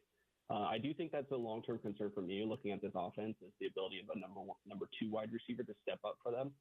But it definitely shows the ability and the comfortability of Ryan Davis coming over from New Mexico with Devin Dampier. The big thing with Ryan Davis, though, is he's not a big yard after catch person, and I think that's limited the overall trend of the Utah offense is they're not as explosive nationally, and that's because they don't manufacture a lot of the yards after catch. And part of that is like how much of the playbook you want to show against the early opponents you have going into your first true test of the season. You know, to get a good example, Ryan Davis, 9 yards per catch on deep throws, which is pretty sizable, but only 2 yards per after catch on average per reception, which isn't a whole lot. It just means he's catching the ball and going down immediately. So that's something that I look forward to progress as the season goes on, that once you take away the yards after catch ability, where does that explosiveness come from? And if you're not, you know, changing the direction a little bit in terms of running it, I think it becomes a little bit of a concern. You know, you may have just answered my next question, but I wanted to move into the space of chunk plays next. They have 2 plays of 40 yards plus. They both belong to Wayshawn, who has a 43-yard rush and a 52-yard TD catch. I think they both came against Cal Poly, so take that for what it's worth. But Jason Beck was asked yesterday about this dynamic. Now, ultimately, it's really hard, Quinn, to be nitpicky about a team that's 3-0 and has not been in danger of losing a game, and you've outlined what they've done so well offensively. But when Jason was asked about this, he was very salient and honest in his response. He said, look, it might not be who we are because we're very methodical and we've been able to move the football up and down the field really without a lot of pushback. And he also acknowledged the competition will become stiffer as conference play begins on Saturday. But should Ute fans be concerned at all about the lack of big chunk plays so far, or is that kind of a nothing burger at this point? Yeah, it's really hard to discern from the opponent so far. I think after this game against Texas Tech, which has a very stout defense, I'd start to be a little bit concerned if I'm looking at the Utah offense. But, you know, there's some healthy signs when you look at this offense so far from the passing game. They rank 93rd percentile in terms of pass success rate. That measures their ability to kind of move the ball in efficient chunks.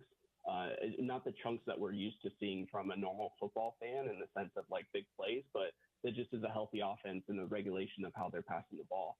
But, the one concern there that you touched on, 12th percentile in terms of passing explosiveness. And I think that where that backs them up a little bit is the early downs expected points added per play right now is about middle of the road. And so if they're not able to get the big chunks yardage that they are on first down, I worry about this offense's ability to catch up on late downs. Although right now that hasn't been a concern for them, but that's something I'm watching as the season progresses. Is there anything else that stands out as a concern at all? Against the run is something I've pushed on in the last few weeks. They rank about 70th nationally in terms of their EPA per play allowed on the ground. But against Texas Tech, they don't really have a great rushing attack, in all honesty. And so I don't think that's a concern for them. But as they get into the bulk of the Big 12 schedule, that's something that I am looking strongly for them on. And the whole reason why I look at that is like the emergence of John Henry Daly as a pass rusher. Now you've taken a defensive end who's solely focused on trying to hit to the quarterback. And the sole responsibility of that, with Rabbit Evans going out at the back end of that to be more of the bulk end tackler, you're putting a lot on Paul Fitzgerald's line as being that first defensive end to really plug the holes a little bit. And so if a team is able to scheme appropriately against Paul Fitzgerald, I think they can run at will against Utah. And I think that's where I have a little bit of a concern. But, hopefully Lander Barton picks it up as the season progresses to be that real formidable run stopper for them. Let's dig into Texas Tech a little bit more. Utah's opponent coming up on Saturday, and it might be not just the biggest game of the weekend, but the best game of the weekend. I mean, Auburn's in Norman to take on Oklahoma. But Fox Big Noon will be here. Utah's a 3.5-point favorite. What do we need to know about Texas Tech? The numbers are through the roof, but just like Utah, they've played a pretty cakewalk schedule. What do they do well, and where are they vulnerable, Quinn? Yeah, it's a strength-on-strength matchup when I'm looking at it. They're number 4 in the country, Texas Tech, in their offensive passing game. As you touched on, not against formidable opponents, but Utah's defense is number 2 in the country in terms of their EPA per play pass allowed. So that's the matchup I'm really interested to see, is how these Utah secondaries go up against these Texas Tech wide receivers, because they like to push the ball down the field. And the one thing that with Rabbit Evans going out at for the season, I think that is a concern of mine, is that Utah likes to press the wide receivers at a high rate. And so if you're not pressing these speedy wide receivers, you can get in a hole early as the big chunk plays that you're giving up. But the solace that I look at is, as I touched on earlier, this is about an average team when it comes to rushing the football, which bodes well for Utah being an average defense right now in terms of the ability to stop the rush. And the one thing I think that also bodes well for Utah as well is that Utah's defense is about average nationally in terms of their ability to stop the pass. And that bodes well against the Utah offense right now, and that's top 30 in their EPA per pass, moving the ball down the field. So those are the two things that I kind of look at in terms of strength on strength. The other one there is Texas Tech tends to put themselves into third and long situations. They're 133rd nationally in their average third down distance, which means that they end up playing hero ball in a lot of ways in their ability to convert the third downs, and that's something that hopefully Utah can capitalize on this game. Moving off the Utes for a minute, BYU, like Utah, is clean after 2 games. Utah's played 3. BYU had a bye last week. I don't know that Stanford's very good. Portland State potentially is the worst team I've ever seen play, but I kind of feel the same way about BYU that I feel about Utah. I feel like they're good. So tell me what you've seen through 2 games with BYU. What do they do well, and where are they kind of left wanting? Yeah, they run the football really well. They're top 10 in the country in terms of their EPA per play on in running. And so LJ Martin's been kind of a resurgence for them. He's number 1 in the Big 12 in terms of his yards after contact. So they do really well in terms of running the ball, and that's, I think, bode well for them against the opponents you just named. But East Carolina, I think, is the first difficult test for them. They're top 10 in the country in the adjusted EPA per play and rush allowed. So it's probably one of the better run defenses they'll see early on, and I think that'll be an interesting test for them, since the pass game has been at times a little bit all over the place. They are first percentile in terms of passing explosiveness, and so we just talked about Utah's passing explosiveness woes. BYU's a bit behind them, and a part of that, I think, is from their quarterback still struggling to figure out this offense a lot of ways.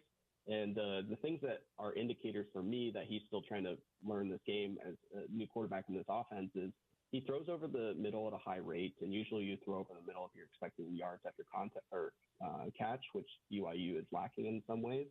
And they have fourth highest screen usage. So if he's doing a lot of screens and first reads, that tells me that he's just going off of whatever the playbook is and not truly reading what the defense is throwing at them. Quickest in the conference so far in terms of his time to throw. And so if you could take away his first read as a defense, I think you really struggle if you come into the BYU offense. And that's something that I'm curious for with East Carolina. If they're able to stop the run and it gets the ball into Bears' hands, how is he able to adjust to the defense, I think is something I'll watch out for. Never been to East Carolina. I hear that the atmosphere is pretty loud and proud out there. So let me dig in a little bit more. I know you referenced a couple of things about them.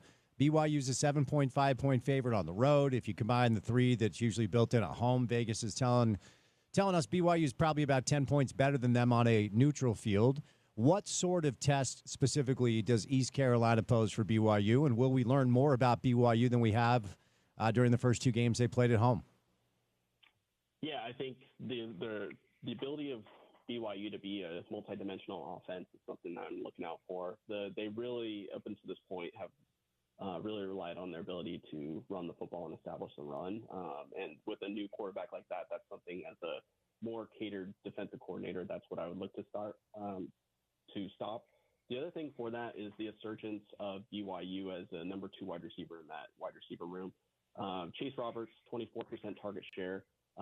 He is the person that Bear Bachmeier likes to target over the middle. A little bit of Carson Ryan in there as well, but JoJo Phillips and Parker Kingston, the trust there that I talked about earlier with Ryan Davis, they just have a low catch rate. So when Bears targeted them, they haven't really been able to haul into those throws as well. And so I think that as a new quarterback trying to build trust with his receiver room, yeah, you're probably going to go to the wide receiver that's catching and having a higher target rate, which is what we've seen in Chase Roberts. So yeah, if you're East Carolina, take out the run and take out your number 1 wide receiver, how does this young quarterback adjust? I think it would be an interesting test. All right, I want to ask you about a couple of other Big 12 teams, just trying to figure out a conference that is impossible to figure out, as you know. Iowa State probably has the best resume, but they were tested by Arkansas State this weekend. It was a hairy game. They were up 17-16 in the 4th. They scored late to make it an 8-point spread. So what are your impressions through 4 games of Iowa State? Should they be considered the favorite in the conference based off of what we've seen so far? Yeah, I don't think so. They just struggle to run the ball. They're lower in all of FBS in terms of their EPA per play and running the football, and that puts a lot of emphasis on Rocco Beck. And we've seen him be experienced and adjusted, even when you take his 2 NFL wide receivers out of that. But we thought at this point in the season we would see a little bit more establishing the run from Iowa State. They even struggled against Iowa in some cases, and so I think that's this area as they get into their schedule against Arizona, who's been the surprise in the Big 12 so far, and Cincinnati, which always has a capable defense. I think those are 2 tests for them as they progress into the Big 12 schedule. I was never really high as Iowa State into this. I think that the schedule helped them jump out to this early lead, but I think the back half of it doesn't bode well for them. Okay, before I set you loose, who would you categorize after the first few weeks as teams that you believe have a chance to win the Big 12? Yeah, for me, I know I've said it on the show before, but Utah, I think, is up there in terms of a team that, if they could figure out some of the passing explosiveness, I think that they put themselves at the top of this conference a little bit. We'll see what we get from Texas Tech. I think we'll know more about the state of this conference after that game on Saturday between Utah and Texas Tech. I know I've said on the show a little bit, and maybe they're not high in terms of the rankings on this, but the Baylor schedule just sets up really well for them, and they rank really high in a lot of offensive categories. From here on out, they have Utah, ASU, Houston, Kansas State all at home, on the road against TCU, Cincinnati, Arizona. Their quarterback ranks a lot, top in the Big 12 in terms of a lot of passing categories, which always goes well in the Big 12. I think the surprise and the one that I'm curious to see how they play out so far is Houston. Getting and spending a lot of money to get Connor Wegman on that offense, I think, is bode well for them. I'm curious to see how that progresses out because they've eked it out in a couple games this year so far. Quinn, where can people go find your work, bud? Yeah, at Quinn's Wisdom on Twitter, and then you can go to sumersports.com and see a bevy of information and articles we have on football that I think the casual fan will enjoy. Okay, thanks, bud. Have a good week. Appreciate the time. All right, thank you. All right, there he is, Quinn McLean. He's become a good friend of the show. Very smart young man, analyzes the game of football, utilizing data and numbers at Quinn's Wisdom on social media. All right, before we catch a break, if you haven't heard me talk about Game Day Men's Health, let me just bottom line it for you. I have a lot of clients on the show, love all of them, appreciate all of them. Obviously, they're the lifeblood of our business and want you to give them all a fair chance. If you're looking for a certain thing that they offer, certainly utilize their services. But there are some clients that we have on the show I can't personally speak to that I've never used them for my own needs or what have you. But Game Day Men's Health is different, and I'm excited that they're on board. Here's the bottom line. I currently, at the age of 47, am in the best shape I've been in probably since I was 22. My weight is basically at my high school and college weight. My body fat percentage is below 20%. And it's because of the help of Game Day Men's Health. So let me tell you what happened. A couple of years ago, I'm like, I'm going to get myself in the best shape I possibly can. So I started going to yoga, started going to the gym, cleaned up my diet, cleaned up some habits here or there, to make sure that I was putting good things in my body. I was exercising daily. After about 3 or 4 months, I'm like, wait, what gives here? Like, why am I not seeing results? I'm working hard. Now, let me be clear. There's no such thing as a shortcut when you're getting back in shape, certainly in your 30s, 40s, 50s. It's not like it was when you were a teenager or in your 20s where you go hard for a couple months and suddenly you're back at it. It just takes more time. It just does. Father Time is undefeated. So had a buddy recommend testosterone therapy. I'd never tried it in my 40s. I'd never tried it before. And I can tell you with testosterone therapy and peptides specifically, within the next couple of months of, again, continuing the good habits, which you have to do, I saw results amazingly quick, okay? So Game Day Men's Health has a process and products that once upon a time were reserved for really rich people, celebrities, or high-end athletes that play pro football or basketball or whatever. It's different now because now they've made it affordable just for the average Joe. If you've noticed that your energy level is low, if your libido is low and your wife's like, dude, what's up? Things like that. These products and this process will also show instant results in that direction, and I'll just leave that there. I think you understand what I'm saying. Now, here's the deal. I referenced the affordability portion of this. What they're doing with this offer makes this incredibly affordable, and they're going to walk you through it. So step number one, GameDayMen'sHealth.com is where you go. Set up a consultation. Give them a call. Okay, the consultation is free. You go in there, they take some blood, and then they walk through what they can do for you with some of their services. I utilize their peptides and their testosterone.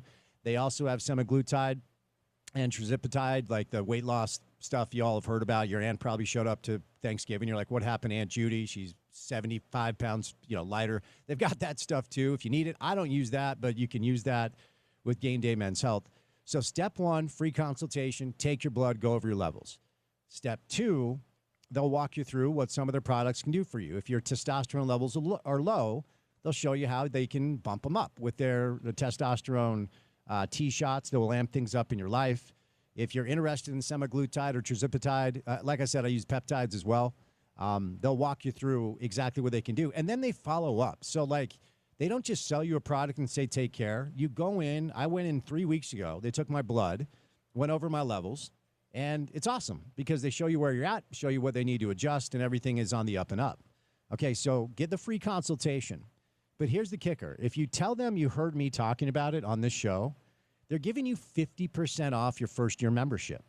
So you get the free consultation, and then you get half off year one as they walk you through the process to get back to full health.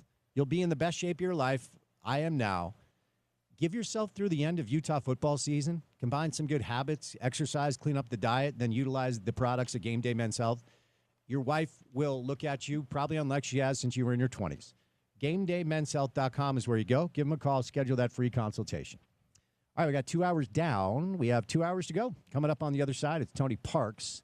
We'll do a bunch of things with Tony. Jason Christ from RSL stops by. We're back to college football in the 5 o'clock hour. It is a busy Tuesday drive, and it's good to have you along for the ride right here on ESPN 700.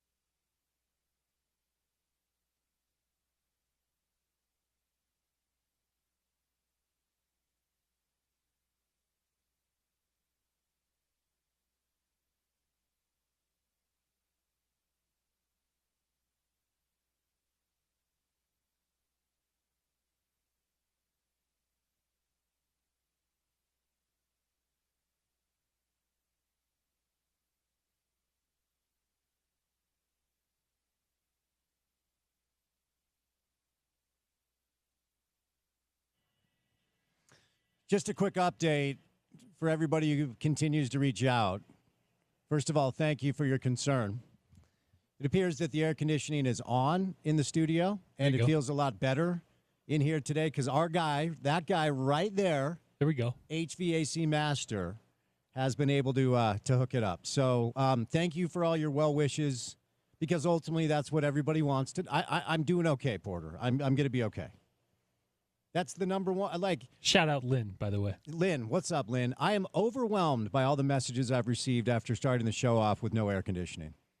This is it's not for the faint of heart, this job. I love this community. Thank you so much. I will make it through. It's an honor to be on air with air conditioning on in the studio. Tony Parks. Hello, Tony. Happy Tuesday. How are you, young man? I'm doing great, man. Starting a series here in Las Vegas and walking down the tunnel and about to walk out onto the field. And I hear Tony, hello. Man, it was such a dynamite intro to the interview. That was a great interview. It felt like he was. Tony, are you there? Hello. Hello, Tony. Hello, Tony. Hello, Tony. Sorry. Yes, I'm coming through the tunnel. I was just about finished and onto the field. For a man that's been doing radio for 25 years, walking into a tunnel when you start an interview is a wild choice. Well, yeah. So yeah, it was the timing could not have been worse, because I had to make my way through it. But yes. Okay, now I'm out onto the field. We're good to go. Not a guy. No, you're good. You're good. All right, let's start. What's the latest, man? Give us the latest with the Bees. Well, it's been great, man. I mean, the home part of the schedule all came to a close. Like, what an amazing first season. You know, the turnout with the fans, the excitement and everything about that first year. A lot of magical memories. And now they're finishing off their season here in Las Vegas. And so start a series here, and then I'll be down in Orange County with the Angels for the final week of the year. So good things happening, man, and you just love it, because now the weather now is so good for all these games. And on top of that, you know, you can't thank enough people for their support of the team. And you never know what a first season is going to be like. New ballpark, new situation, and all of a sudden, like, it couldn't have gone – I don't think it couldn't have gone much better than it did. And so that was a really special first year. And so it's been really, really cool to – wind its way down with baseball now, and I know football's happening at this moment, but wind its way down with baseball and then turning the page to go all in on football. So it's a really cool time of year. Give me the highlights, first year, new ballpark out south. I would say, man, I mean, from the first home run being a grand slam, the sound of that stadium for the first time, you know, it's the bottom of the first. You're kind of, you can feel a high level vibe in the early going. You know, fans are excited about the new place, but then that first home run to be a grand slam, the roar of that crowd was really cool, because you could just feel it was historic. It was a big moment.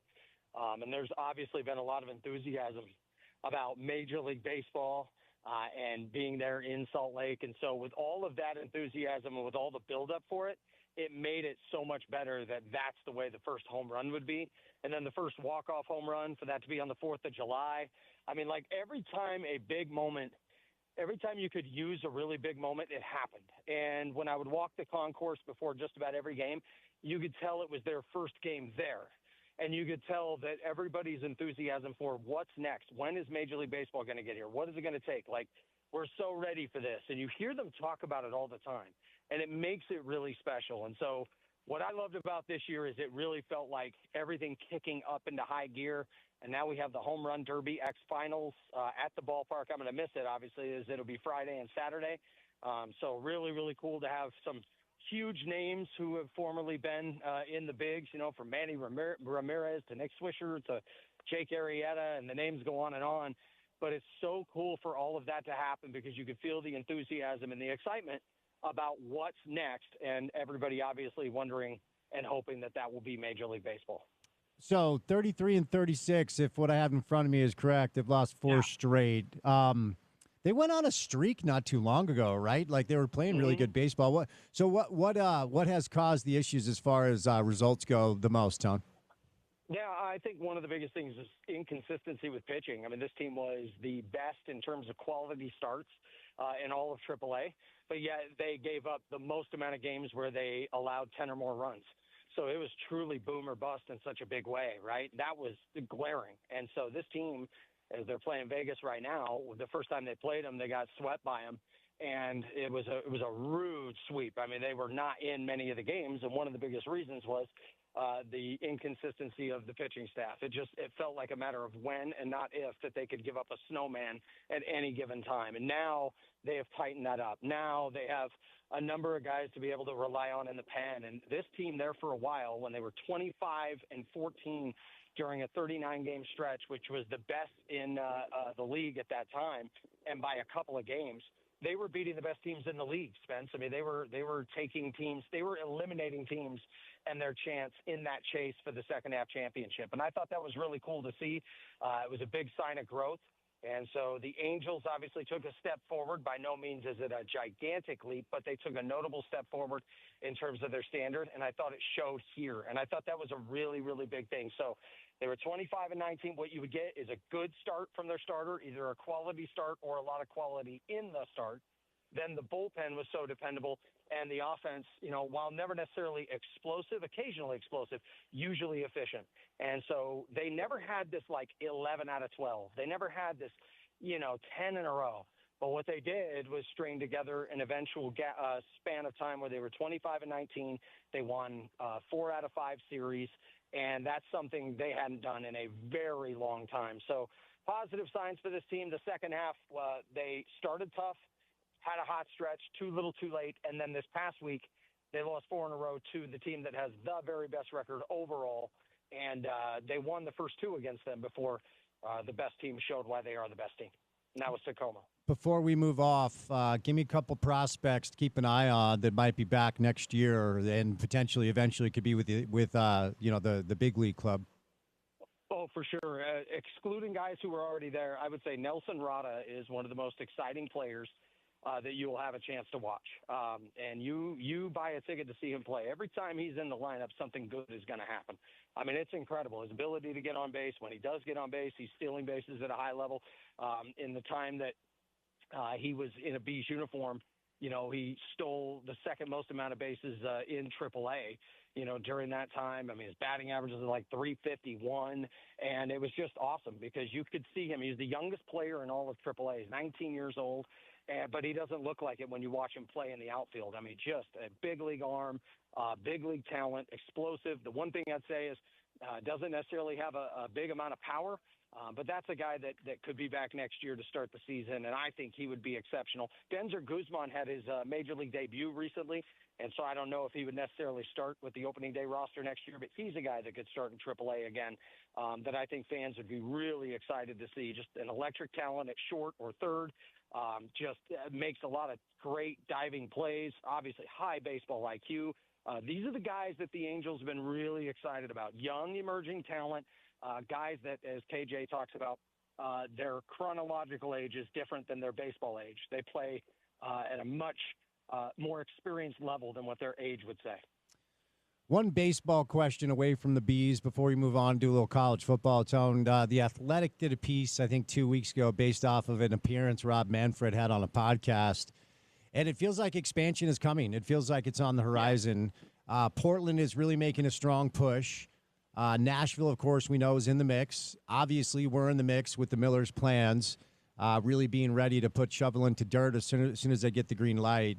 I know there's some other cities I'm forgetting, and we'll see what happens. I think Orlando is throwing their hat in the mix as well, see what happens with the Rays. But where are we at in this process? What are you hearing as so many people around here would love to have Major League Baseball in Utah?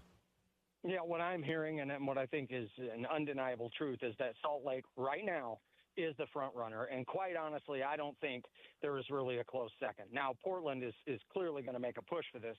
And time can change things. That's why I'm hoping that expansion happens sooner rather than later, because there's still so much time between now and when the announcement would be made. Remember, Rob Manfred, 2029, maybe the last year that, he is in office. And if that's the case, this guy really wants to leave a lasting mark. I mean, he's made a number of big changes to the game. Clearly, if you look at his era, he was not afraid to make certain changes to improve the game, improve viewership, improve excitement around baseball. And some people liked it and some people didn't. But I absolutely know and believe that he would want to have expansion be kind of that last exclamation point to his career being the commissioner. I think Salt Lake is hands down the best option for it. Clearly, we can go through the fever pitch and the excitement of the city, the support of what they would do for another major pro sports team, the market, all of that. But here's the number one thing.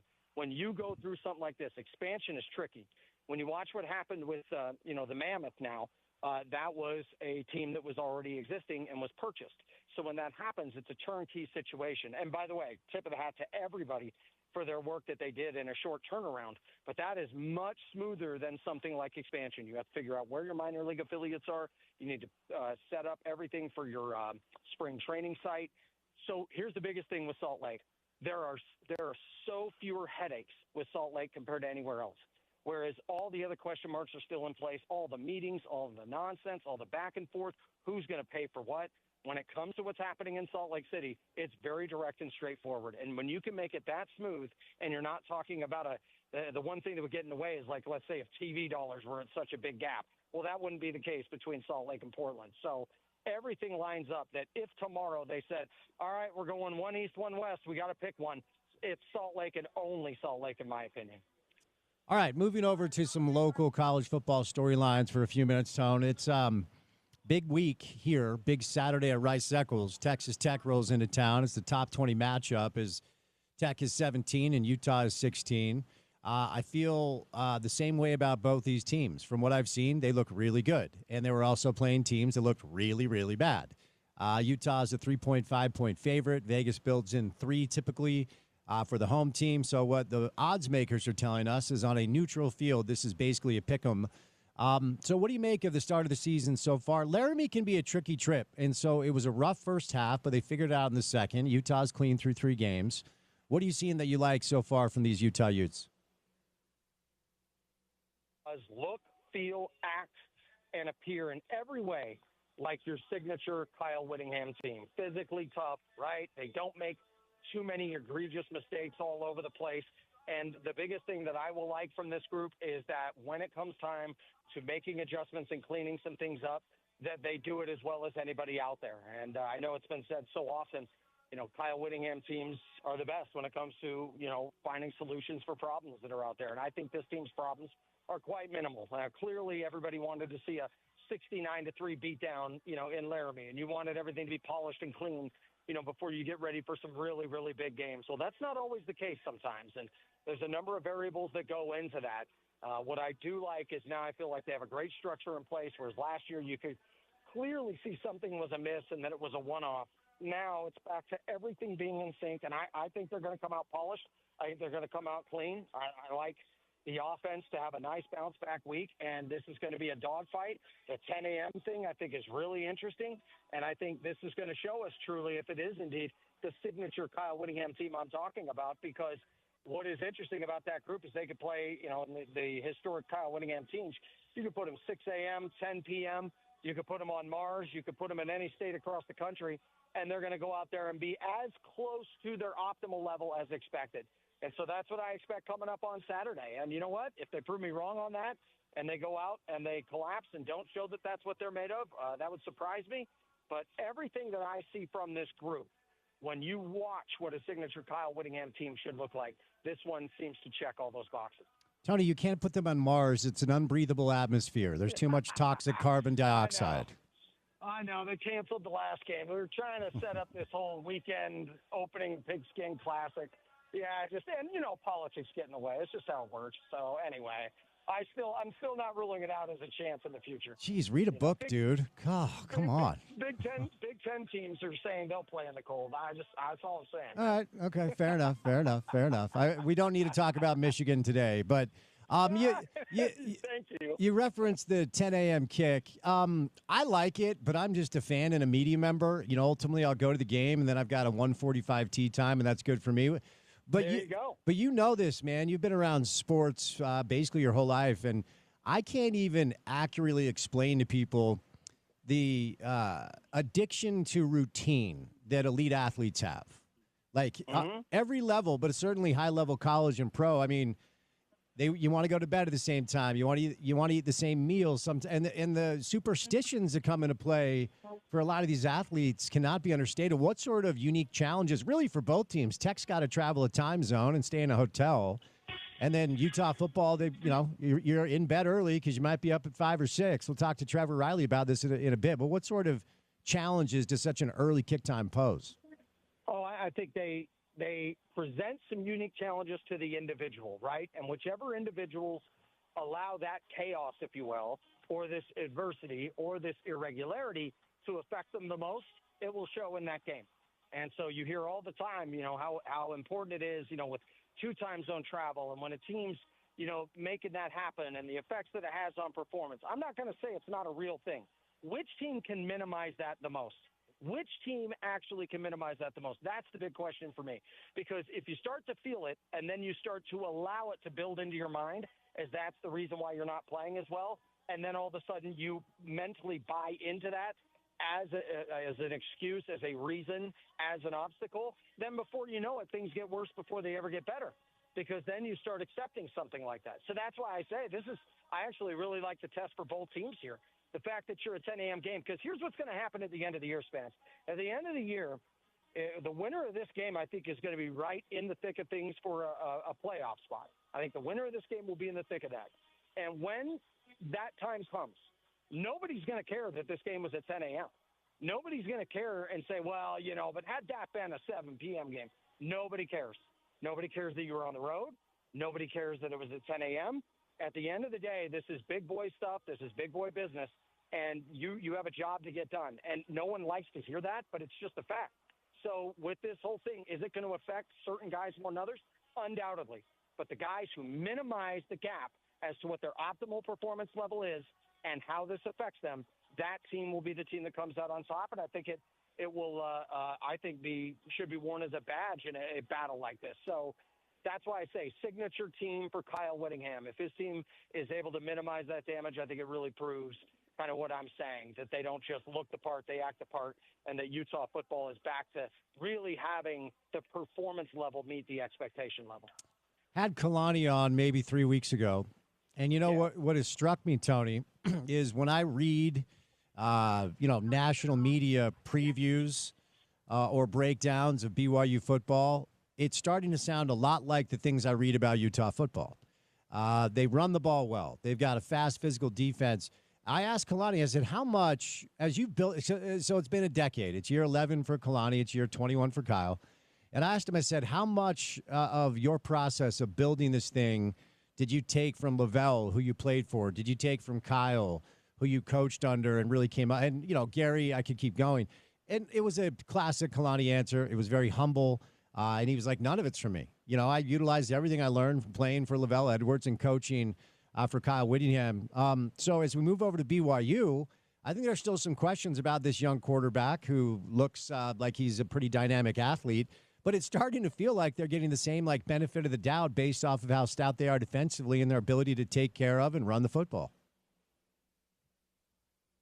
So when I look at the way Kalani does it, and to be fair, I didn't watch as much of Lavelle's career as I was Kyle's, obviously.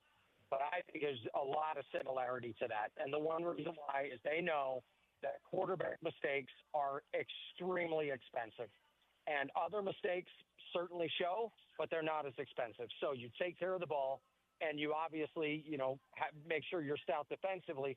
You're going to be in far more games. You're going to increase the chances that you eventually come out on top. And then you take your chances and pick your spots when you want to do that, depending on how the game is going when it comes to your quarterback. Because that was always interesting with Kyle in the past is when do you feel okay to start taking risks? Because with Travis Wilson, it was like, yeah, let's let this guy sling it. 6 turnovers against UCLA, right? 3 interceptions against Oregon State, and they lose in double OT. So he was boom or bust, but they were finding themselves on the wrong side of games. Next thing you know, they're grounding and pounding, and they're trying to make it more of a rugged style game the next season. And they go 8-4, but they were in it for the division a lot longer than people thought they would be. So it's interesting to see how this evolves for a coach, because you can think to yourself, hey man, I want my guy to be loose. I want him to let it go. Hey, don't worry about so much. Well, when a guy now has brought the ball back to the 10-yard line and you had a 14-point lead, and now the game is completely flipped, all of a sudden that starts to mess with you when it comes to how you manage and oversee a whole program. So I think it's very interesting as they eventually move into the deeper parts of their season and the thick of the conference season, how much risk reward, how much trust is truly there to take the chances when they're needed and everything that's in place. Because, yeah, there's questions about a freshman quarterback who I think is a dynamic talent, but there's still so much poker to be played. There's a lot from scouts when they find out what this guy is good at, what a weakness might be, and how they try to attack it. So there's so many chapters left in his season, and that's why I was like, the way it starts may not be the way it finishes. There's going to be some ups and downs. How you manage that whole thing is going to be key. And I think Kalani clearly having, some past history of being around some great pitchers in his past is only going to prove to be beneficial for him. All right, Tom, we'll set you loose. Enjoy Vegas. Be safe. Split eights and aces, and just stay out of the seedy spots, will you? Yeah, I'm in Summerlin. Thank goodness. Yeah, they don't have us in the downtown part anymore. It's all the Vegas you like and want. There you That's go. what you love now. All right, buddy. Travel safe. There he is. Tony Parks, voice of the Bees. Bees are wrapping up the season. Rough start for them. And then ultimately they turned it on, but it was a little bit too late. New ballpark out south. I haven't been. I will not lie to you. I live in Salt Lake, and I was bummed that they moved. But shout out to everybody out south who's able to experience some Bees baseball. Yeah, The Athletic did a really interesting, in-depth piece on these expansion candidates as after Rob Manfred did a podcast and said it's coming, it's on the way. Portland making a real push to try to join Salt Lake as the market out in this region to potentially land a Major League Baseball team. Orlando, a late entry into the mix as well, as there's a lot of conversations about what's going on with Tampa. Nashville feels like among the favorites, but the Millers' plan are sound, ready to put shovel to dirt as soon as they get the green light, and it would be great to have summer nights watching Major League Baseball here in Salt Lake, man. That would be a lot of fun. All right, we're back to football in the 5 o'clock hour. Trevor Riley joins us. We'll talk some Utes, talk some Cougars, some Big 12. But we'll catch a quick break. We'll do a little RSL coming up on the other side. RSL with a massive win over the weekend to keep their playoff hopes alive. There's only 6 games left. A weird scheduling quirk this week. It's Wednesday, Sunday, and both games against a really good side in LAFC. Jason Christ joins us coming up on the other side of a Tuesday edition of The Drive right here on ESPN 700.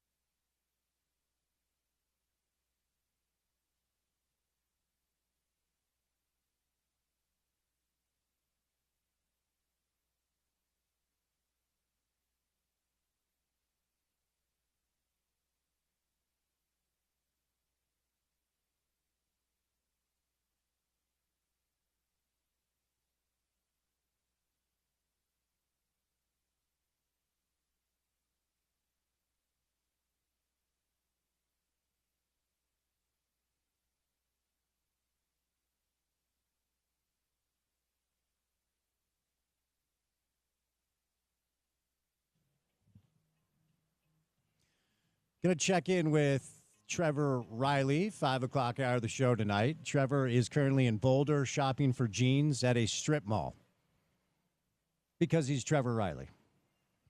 Was Trevor in Laramie with you? I know that was the plan initially. Is that how it worked out? He was not in Laramie, okay, but he did join me on the pregame show. All right. Always good to get his insight. And, guy with some Texas Tech history, too. So a lot of good stuff from him. Utah football, bright and early, Saturday morning. It is a 10 a.m. kick at Rice-Eccles Stadium. Our pregame tailgate VIP situation, Guardsman's Way, we're going to open up at 7 a.m. If you've never been to our pregame tailgate, it's really fun. We have a lot of food, a lot of drinks. We have a good time before heading over to the stadium.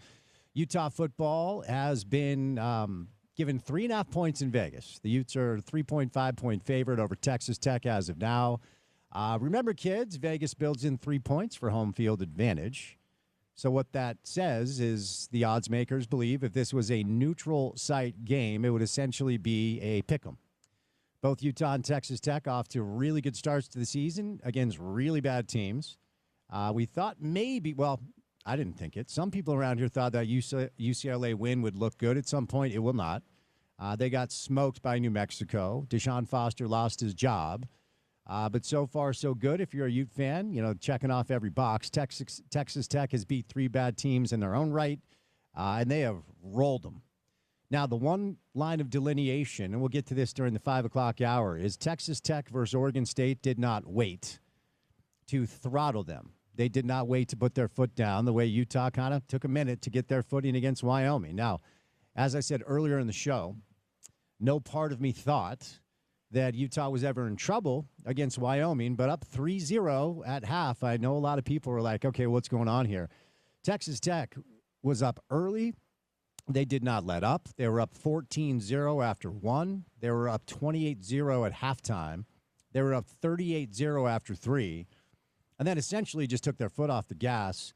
Oregon State had a couple of meaningless touchdowns in the fourth quarter. 45-14 was your final. And it took Utah a minute to get going against Wyoming. Now, once they did, it was, the latter part of the third and then all throughout the fourth. Utah's defense was dominant. John Henry Daly is tied for the lead in the country in sacks. He's got 5. Utah football is the number 8 defense in the country. They're the number 14 offense in the country. And they're the number 4 rushing team in the country, even though Utah football does not have a 100-yard rushing game from a player as of yet.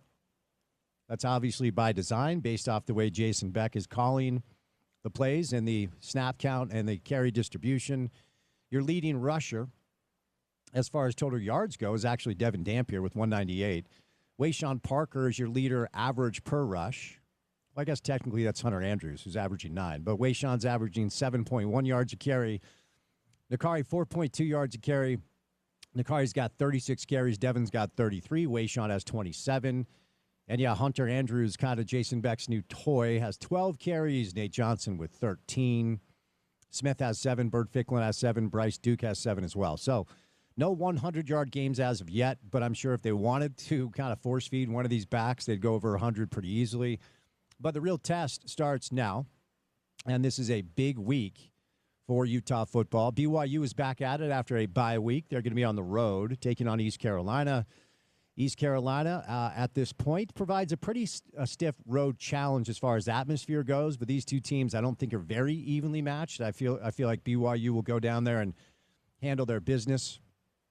A bye week for BYU last week, so any kind of knick-knack injuries, you get those taken care of. BYU has been installed as a 7.5-point favorite. Again, keeping in mind that 3-point built-in advantage for home teams. What Vegas is telling us is BYU's about 10 points better than East Carolina if they were going to play on a neutral field. East Carolina blanked Coastal Carolina 38-0. Prior to that, they beat Campbell 56-3. They actually went on the road, and they gave NC State a little bit of a game at their building. The Wolfpack beat them 24-17. And NC State is undefeated through 3 games. So maybe a little bit more of a stiff test than most folks understand with East Carolina. NC State has beat East Carolina, Virginia, and Wake Forest on the road. So UCLA did fire their coach, Deshaun Foster, as I referenced. Va Tech firing their coach as well. two different outlets, and this is not reporting on anything. It's just been mentioned that maybe UCLA would have interest in Kalani Sitake, BYU's head coach, who's done a really good job building that program up for a decade. Kalani addressed that during his media and handled it the way that you would expect as it pertains to being focused at where he is and focused on BYU. Kalani Sitake received a contract extension last year. That extension came with a promotion of sorts. He's also been named their associate athletic director. He got a raise. He also was able to get more money for his coordinators and his support staff. So A-Rod and Jay Hill taken care of as well. So I don't know that we will see anything along those lines of any sort of conversation. I do find it interesting that UCLA football in that recruiting footprint just can't figure it out. I mean, everybody thought the Chip Kelly hire. Well, like when they hired Chip Kelly, it just felt like, okay, they're going to get back to this program. Now, look, if we're honest, it has never been consistently dangerous to play UCLA in football. They've had a couple seasons here or there, but I mean, you're in Los Angeles, you're in Southern California. It's a weird footprint where the Rose Bowl is like an hour away from campus. And according to The Athletic, they are not a full participant in the pay-for-play rev share situation, where I think the number I saw was $13.5 million.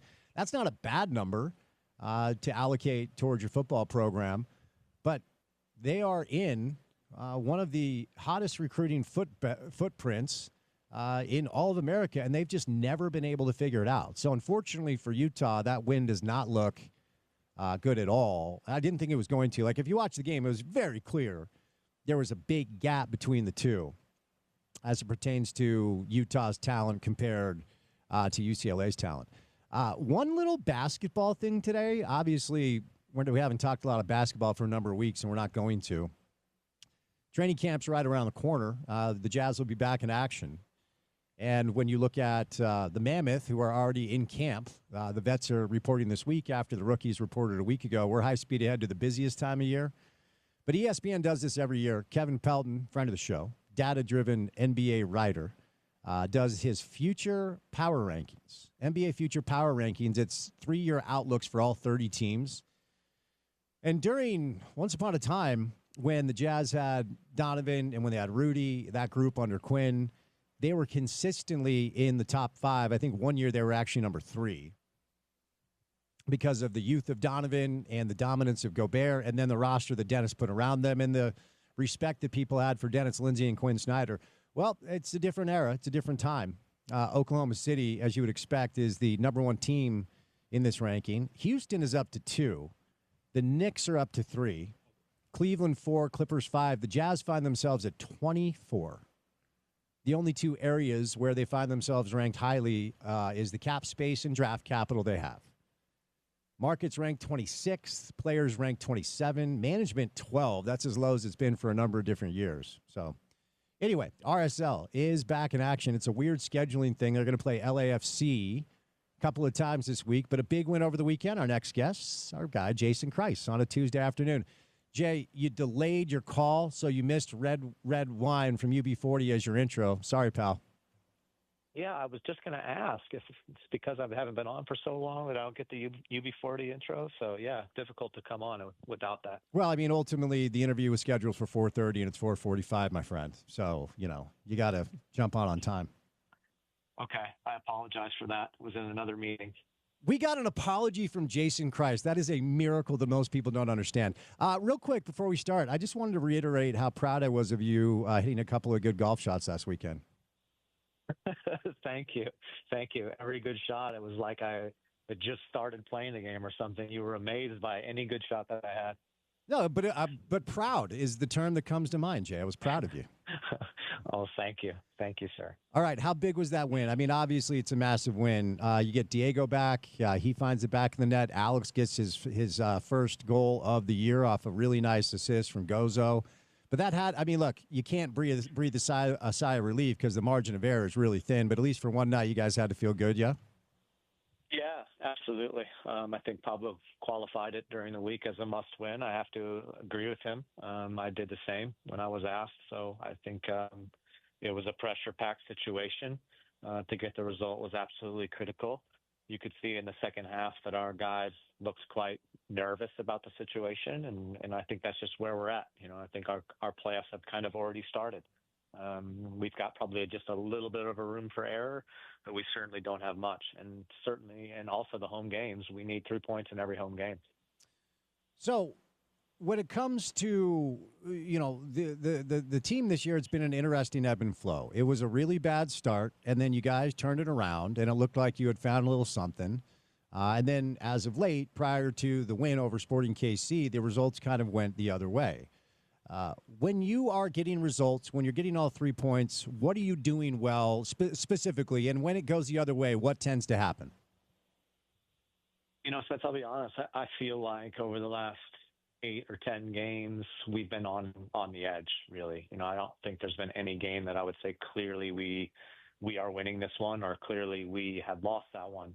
Every game has come down to sometimes difficult referee decisions, sometimes difficult player decisions, player mistakes, individual errors in both penalty boxes. So, we have been in and around every game.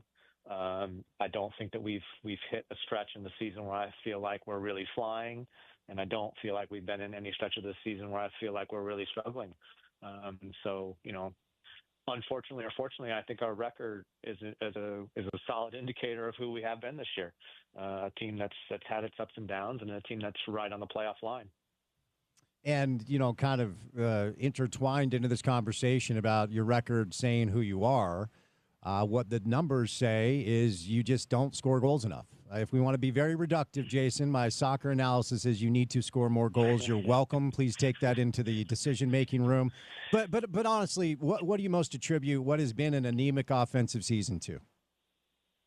So, Spence, let me get this right. Are you saying you have to score more goals than the opponent to win games? As I said, you can use that when you guys meet this week about the upcoming match. But, clearly, Jay, that's been the issue. You guys don't find the back of the net enough.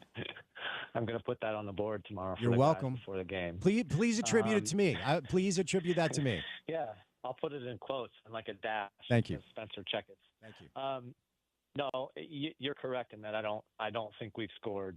I don't think overall our team has scored the number of goals or created. I would even go a little bit less specific to say created enough good goal scoring chances this season, and I think a lot of that does come down to the fact that, last year in the middle of the season or the first half of the season, we had two guys that were huge difference makers for us.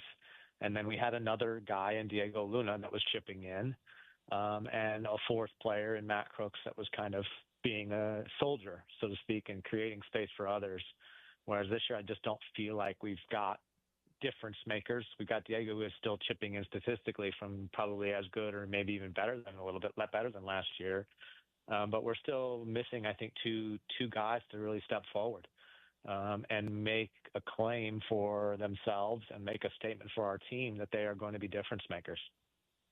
So the two guys, well, you brought in three, but prior to the transfer window in the summer opening, we had conversations with you, with Kurt, with Pablo about that very thing, that you were two guys away from what Pablo perceived to be a very dangerous attacking team. And those two players are Victor Olatunji and Ruan Cruz. What have you learned from them throughout the course of their time on the ground, and what are you expecting from them over the final 6 matches? I think we've seen bright spots from both of those players for sure in every game. I don't think we've seen complete games from either of them. Sample size is still way too small. These guys are still adapting to their teammates and still for sure adapting to how to succeed in this league. And that's not new. I would say 90% of foreign players that come into this league need time. So we are hopeful that adaptation will go quickly.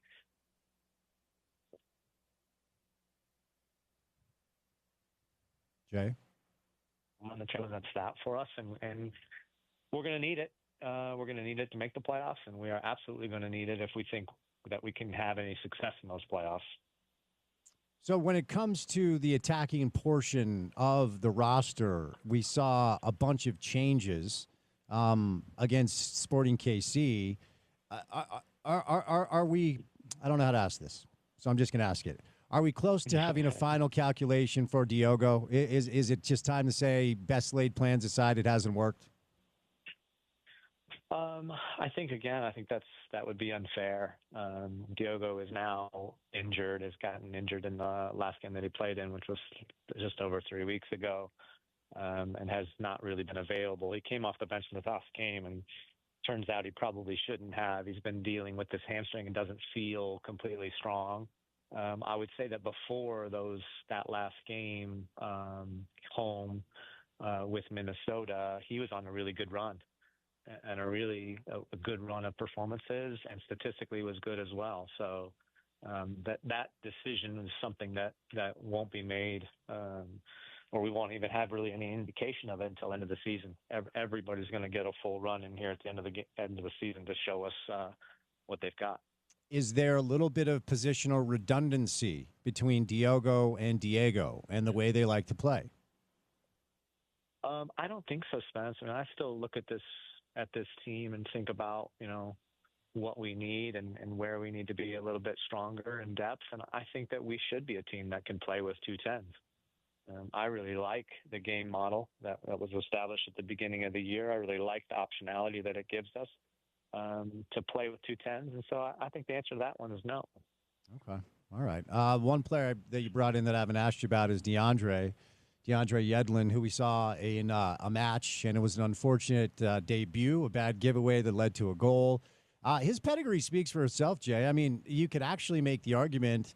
I mean, the early days we had Eddie and Clint, and obviously Kyle and Nick played in World Cups. But as far as his combination of club and country, where he's played and how many big matches he's played in, he might be in an area that's pretty rarefied air for RSL. So, rough debut. I believe it was yellow card accumulation that kept him out against Sporting KC. But what can you share with us about what sort of addition he's been so far? Yeah, DeAndre is one that's certainly not just about his on-field contribution and what he can do from a soccer perspective, or even from a data or statistic perspective. I think equally as important are his leadership capabilities. We have identified certainly over the last year that this group lacks a bit of leadership and lacks a bit of the right number of players that have a voice out there. And DeAndre certainly has that. Having worked with him in Miami for a while, I can tell you that he's a fantastic character. He's a fantastic human being, and he leads the group in a positive direction and from a positive perspective as well. So his addition will not just be about soccer. His is about leadership, and his is about the right type of person for ourselves. So the soccer for sure is there. I don't think it was, obviously it wasn't his best performance in that game that he played at home with the mistake that he made, but that's a blip along the road. How do you get, once upon a time, coming into what once was the Riot and is now America First Field, we called it a fortress for a reason. Coming in there and trying to get a result against your side once upon a time was tough. How do we get that back? You're right around 500 at home this year, which obviously I know is not good enough. Are we right just at 500 this year? 7 wins, 6 draws, one or 7, 6, and 1. Yeah, 7, 6, and 1. Oh, that's surprising to me. Actually, I felt like it was much better than that. But now that you tell me those statistics, I'm not going to hide from it. That's not good enough. There's no doubt in my mind that's not good enough. Any team that's going to be successful in our league, you've got to be very dominant at home, because it is extremely difficult to travel across this country through so many different time zones and temperature ranges and altitudes. You got to take care of business at home. So from my perspective, probably a little bit about mindset, and a lot about game management. And I think with a young team, I'm not surprised that both of those might not be considered areas of strength for us. So that's something that we will really need to focus on. Obviously, at the end of the season, with a few more to go, like I said, we need to win those games. But as a starting point for next season, about how we can improve that record. I've learned over the years, certainly knew nothing about this sport. Still am an infant when it comes to my knowledge, and will concede to you on this question. But soccer's a little bit different with the roster construction juxtaposed to basketball or football, the sports we really cover a lot day to day. And it's not that soccer doesn't have stars. Soccer does have stars, and sometimes it's a keeper, sometimes it's a striker. and Diego's a star. How much of the decision-making process, bringing in players when windows open, have to do with wanting to support and surround him the best way possible to, really magnify what he does well and also make sure he's happy here? Yeah, I think it's critically important, Spence. If we wanted to just try to step into the world of and let's step in there just for fun, the most important thing for us is the development of Diego Luna world. Let's step in there for a minute. I would say that to develop a young player, that player needs better players around him. That player needs mentorship. That player that's a young player should not feel like he has to carry the team or be the best player on the field. And I'm not certain that we've got that for him right now. So it is something that we talk a lot about internally, and it is something that we are hoping to address. All right, before we get some thoughts on a couple of matches this week against the same club, a very talented, star-laden LAFC club, some news broke maybe 2 weeks ago, and one thing that is not debatable, Jay, as you know, has been the play of your keeper this year, and Rafa's been dynamite, and a couple of big-time saves down the stretch to keep 3 points on the board over the weekend. You guys decided to extend him. So give me your thoughts on that, and why now? Why did that take place now? Well, I think first and foremost, he has proven himself to be an unbelievable leader for us, both on and off the field. He is the one person that I would say has no problem being vocal when he thinks things aren't up to par within the rest of the group. He obviously is tremendous with his feet from the back, tremendous communicator and organizer of the defense. And so he has just proven himself to be critical for us moving forward. He was frankly just outperforming his contract. And we felt that we needed to change that situation for him and also get another year on the end, so that essentially that can be our guy for the next several years, and somebody that we can really look to lean on and build around. All right, 2 games this week against the same opponent. It's been such a weird scheduling situation with all the cups. A lot of cups, Jay. Got to make sure all the cups are taken care of. And as we referenced earlier, not a lot of margin of error, certainly if you want to make the playoffs, let alone the play-in. Do you have a couple of games in hand, I'm seeing, on a couple of the teams in front of you? So that's a good thing, namely San Jose and Colorado. But tell me about LAFC, home match, away match. What are you hoping to see? I'm thinking that this is an opportunity for us here in this game. They've had to play a lot of games. They've played an emotional away game on the weekend, and so I'm seeing this as the opportunity for us to really get out there on Wednesday night in our altitude and really take it to them and see if we can't get all 3 points. And then from my perspective, I wouldn't go anywhere past that because I know that's been Pablo's direction, and I agree with it that we should just be talking about one game at a time. So that's it. 3 points at home Wednesday night. All right, buddy. Well, thanks for the time. We'll let you get back to it, and we'll chat soon. You're very welcome. Thanks for having me again, Spence. All right, Jason Kreis, RSL with a win over the weekend. They have 34 points. They have played 30 matches. And the good news is, let's see, let me get this right. The good news, yes, no, they've played 28 matches. They have 34 points through 28 matches. They're 1 point behind Colorado, 5 points behind, 1 point behind San Jose, 5 points behind Colorado. But both San Jose and Colorado have played 30 games. So, kids, soccer term coming your way. RSL has 2 games in hand over San Jose and Colorado. It's going to be tough to qualify for anything other than the play-in, but if you get in, you never know. LAFC has had kind of an up-and-down year, but that is a talent-laden roster, and they're on, 44 points. I'm doing a horrible job at this. Through 27 games played. So they actually have a game in hand on our RSL. So home game on Wednesday, road game on Sunday. All right, Ryan from the Dish Professionals. We've got 2 weeks of pro football. We've got 3 or 4 weeks of college football. Hopefully you have access to all the games you want. If you're a sports fan and you do not have Dish, you're doing it wrong. You can save a bunch of money with great promotions, also internet solutions by dialing 801-424-DISH. What's going on, Ryan? Spence, thanks so much. Super excited. We got a bunch of awesome games coming up this week. TV and a little open house today. And we're doing an call up, get set up with dishes. Amazing. It'll auto-record your games, auto-record the local channels. This means all those Saturday, Sunday, Monday night games will just be on your DVR. You'll get the 2-year promotion. I'm going to throw in Dish Plus. It's free for if you have Keyboard DirecTV. All right, our guy Ryan experiencing some connection issues today. I'll just tell you to dial 801-424-DISH, 801-424-DISH. We've got 3 hours in the books. We have 1 hour to go. 5 o'clock hour of the program with Trevor Riley coming up in just a bit right here on ESPN 700.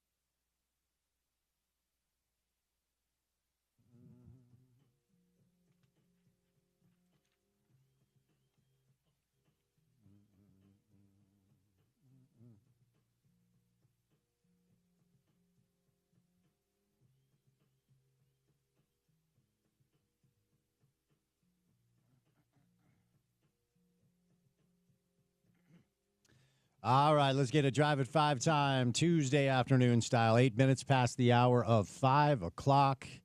Happy Tuesday to you. Beautiful day outside. We've got a grip of great weather to start out fall so far this year in September. We are looking at about 76 degrees and sunny here in downtown Salt Lake City, Utah. And as it is every single day, it's good to have you along for the ride. Spence Checketts behind the mic, Porter Larson behind the glass. Great to be back on the show today after a day off yesterday. Fun show today. Mostly college football, as you would expect. Did a little RSO with Jason Christ. Trevor Riley is in Boulder shopping for jeans in a strip mall because that's what Trevor Riley does. He'll be our guest in about, we'll call that 10 minutes-ish from right now. ESPN 700 is excited to welcome Riley Green coming to the Utah First Credit Union Amphitheater next summer. Wow. Early heads up for Riley Green. Ticket information can be found at ESPN700sports.com, so check it out. All right, so big week here. If you're talking about the forecast, it's going to be beautiful on Saturday, and that includes Saturday morning because that's when we will be getting up to watch Utah football. We're looking at 80 degrees and sunny. It is the Big 12 opener for the Utes after handling their business, and if we're honest, handling their business with relative ease. I know there was a lot of consternation in the first half of the Wyoming game as Utah's offense was unable to capitalize on its production with punching it in the end zone or even making field goals. Bunch of missed field goals and penalties to start things out. But figured it out in the second half and really ran past Wyoming pretty easily. I don't know how you feel. I never really thought this game was in doubt. It felt like Utah had control, even though they weren't able to capitalize, like I said, in the first half. Talked about this earlier in the show. You know, this highlight of Devin Dampier dropping the football and then finding Larry Simmons in the end zone near the end of the third quarter for that 8-yard touchdown. It certainly was covered as a dynamic highlight individual play, and it was definitely that. I'm not saying that it's not, but it was big, too. I mean, it was big in the moment where it was only a two-possession game. It was 10-0 at the time. And when you look at the way college football games can get weird every single weekend, and they do, if you don't have a comfortable cushion over a team you're supposed to beat, and you can ask a lot of teams that have already, kind of suffered through some of these things, you're like a pick six and a broken play away from suddenly being down on the road to a team. Like if AP voters or media members are watching Utah, Wyoming, and kind of like Iowa State and Arkansas State this last weekend, Wyoming's even ahead in the fourth quarter, that would change the entire narrative around the way people view the Utes. And as a result of UCLA presenting themselves as bad as I thought that they were and firing their coach, Deshaun Foster, several power polls or whatever you want to call them this week have actually dropped Utah a couple of spots. Now Utah moved up in the AP. They're 16. Texas Tech is 17. And the interesting thing about this upcoming weekend is that Texas Tech, just like Utah, they've done one thing, and they've handled their business the way they were supposed to handle it, but they have not done it against competition that can really indicate who they are at all. In a strange way, the two schedules have been really similar. Now, an interesting dynamic here. Texas Tech has not left their home stadium yet. This is not just their first Big 12 game. This is their first road game. At Rice-Eccles Stadium on, Saturday morning, with an early kick, obviously at elevation. The early kick time is something that I will be really interested to see what sort of dynamic brings into play here. Athletes are creatures of habit. If you played sports at even a semi-competitive level, you want to prepare for every game the same way. And certainly for a coach like Kyle Whittingham, who did some media yesterday, played it on the show. And interesting here, Coach Whitt, I won't say acknowledge a mistake, but a couple of years ago, prior to Utah's trip to Florida, Utah football changed a lot of their routine, as Kyle discussed. They were kind of heating up the indoor facility to get ready for the muggy weather at the Swamp. And Kyle said, they've kind of learned from that. They felt like they may have overdid it a little bit.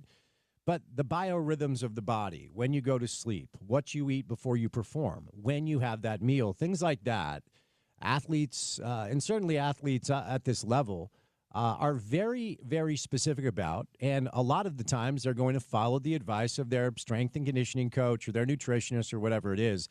The early kick does bring something into play, but probably more complicated for Texas Tech that they have not left Lubbock yet this year. Arkansas, Pine Bluff, Kent State, Oregon State, all at home. Now, 3 of their next 4 are on the road. They're at Utah, they're at Houston, they're home against Kansas, then at Arizona State. But an early kick will be an interesting dynamic. Of course, former Utah head coach Urban Meyer in the house. The Fox Big Noon crew will be in the house as well. Real quick, want to tease, we will have Rob Stone on the show Thursday at 3.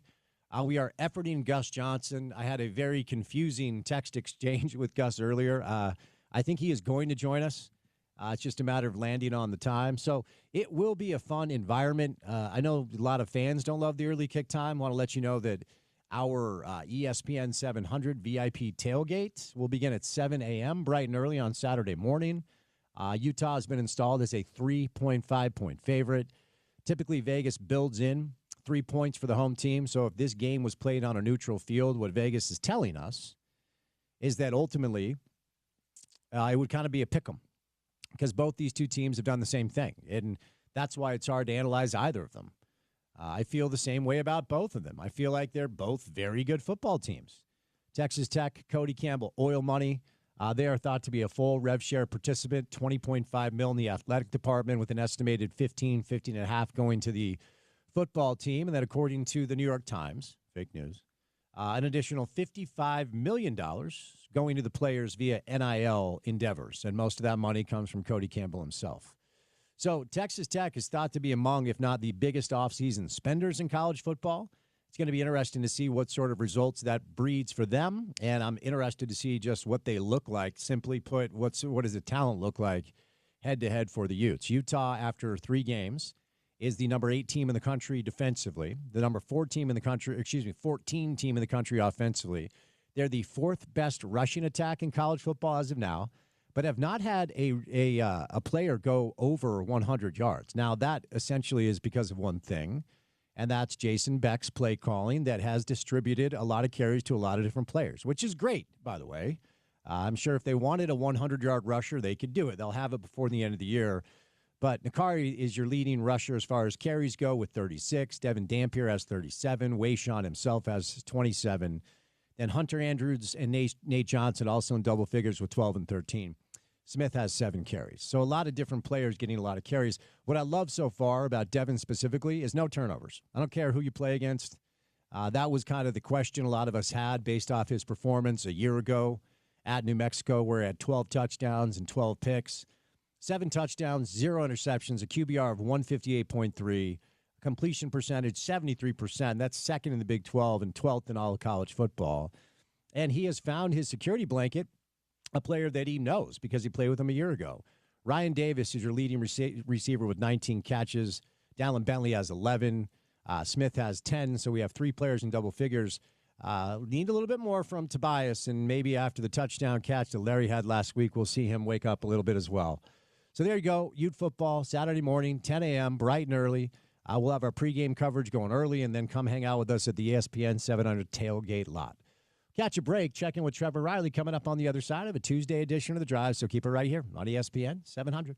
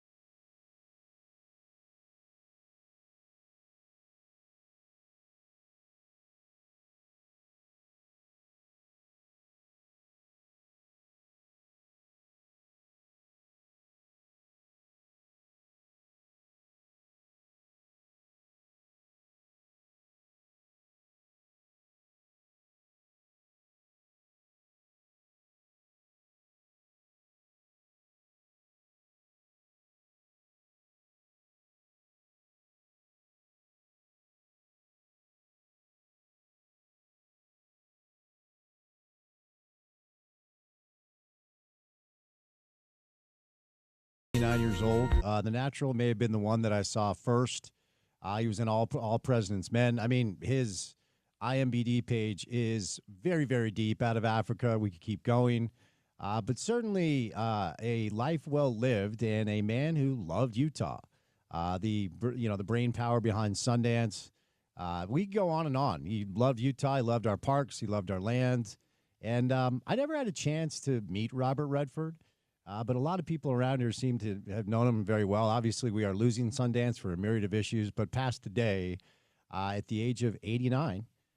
Porter, you had a chance at one point to cross paths with him, yes? I was, I grew up in that area, right, the outskirts of Park City. My family often worked Sundance, and I did some, chauffeuring for Sundance, and I brushed shoulders with him once. It was very quick, just a simple meeting in passing, but a guy that, as a cousin of Butch Cassidy, right, I love his portrayal of those guys in that movie, and obviously living in that area, growing up kind of in the shadows of Sundance.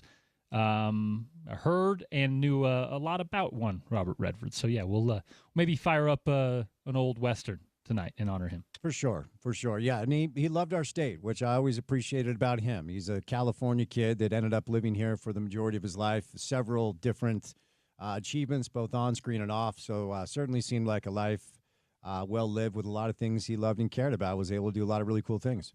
All right, so we have Utah football coming up on Saturday morning, 10 a.m. Does that mean your pregame coverage begins at 6 a.m.? Correct. Dude. Bright and early. We'll be caffeinated. Good luck with that. Thank you. I'll need it. I will not be joining. No? No. Dude. What if it's at what if I get you late in the show? Maybe at I'll call you at 7:45. Like 9:50? Sorry, I'll be off by then. Okay. Do you know what we have planned for our pregame coverage? Whichever former Utes I can talk into waking up at 6 a.m. I do know Jordan Wynn will join me. We'll see who else. Jordan seems like the one that would be able to be willing to wake up for you. Listen, he's in the medical field. He's a dad. Yeah. He's 6 a.m. is no thing for him. So, yeah, he'll join the show, and maybe Trevor, maybe a few other guys. But as always, previewing the week that was, looking back a little bit, and talking some schematics on a Saturday. I have not asked you your feelings on the early kick. Do you like the dynamic? Does it throw a monkey wrench into the whole thing? What are your thoughts? Personally, love it. Just because it allows you a day, right? When we're doing this thing, our Saturdays, which are usually your day off, are you're working through it. So I like the early kick just because it allows me to have a little bit of a day afterwards and go watch college football afterwards. But I don't like it from like the atmosphere standpoint, from the feel of college football. It just feels better to me under the lights, especially at Rice-Eccles Stadium. That being said, Utah actually, record-wise, is really good when they play these early games, and it's for a big national brand. So, give and take. You gotta go with the positives and the negatives, but I'm okay with it. One more question, because it is well documented that you are a football guy. Football guy. At what point are we going to stop talking about grown men pushing other grown men in the tush? I am so over this topic. Yes. It's nauseating. And it's exhausting. I'm a tush-push defender. Here's where I need it to, we need to draw a line. The tush-push is fine. You can't outlaw play because someone's running it better than everyone else. Mm-hmm. What you do have to do is apply the rules of the league and of the game to that play, regardless of how rugby chaotic it looks. Guys can't be offsides. Guys can't be moving before the snap. Guys can't be, assisting the runner in those ways. So, fine with the tush-push. Just apply the rules, refs. All right, fair enough. Just like the conversation around it is just exhausting. You're not wrong. NFL Week 3. There's a myriad of injuries in the NFL. Didn't do a lot of NFL today, but Dolphins, Bills, Orchard Park, New York, Highmark Stadium will be the Thursday night game. Of course, you can hear that game on our station. Tonight, I think we have Devin Dampier and John Henry Daly on the Kyle Whittingham Coaches Show. That comes your way coming up on the other side, so don't go anywhere. Porter, what comes our way on a Wednesday edition of the show? As you said, Kyle Whittingham Coaches Show today, and then tomorrow we'll be back at 2 o'clock. Chris Kamrani stops by on a Wednesday. We'll chat with Chris Lavelle of Texas Tech. He's got their sideline, so he'll give us a little insight into the Red Raiders. Eric Weddle stops by the program, the former Ute and NFL defensive back, working on a few other things, maybe a Fox Sports guest or one of our friends from Pro Football Focus as well. So a lot of football on a Wednesday. We are hopefully going to catch up with Gus Johnson this week. I have no idea what the text exchange indicated. At the very least, it sounded like he was willing to come on. I think Gus uses voice to text. Ooh, that's what it was. I think I've actually had that experience with him before. You're like, what is he trying to tell me? And it's because I think the translation there. But, you know. You know what? That's probably what happened. He said, growth me check, we'll get it in, with a smiley face.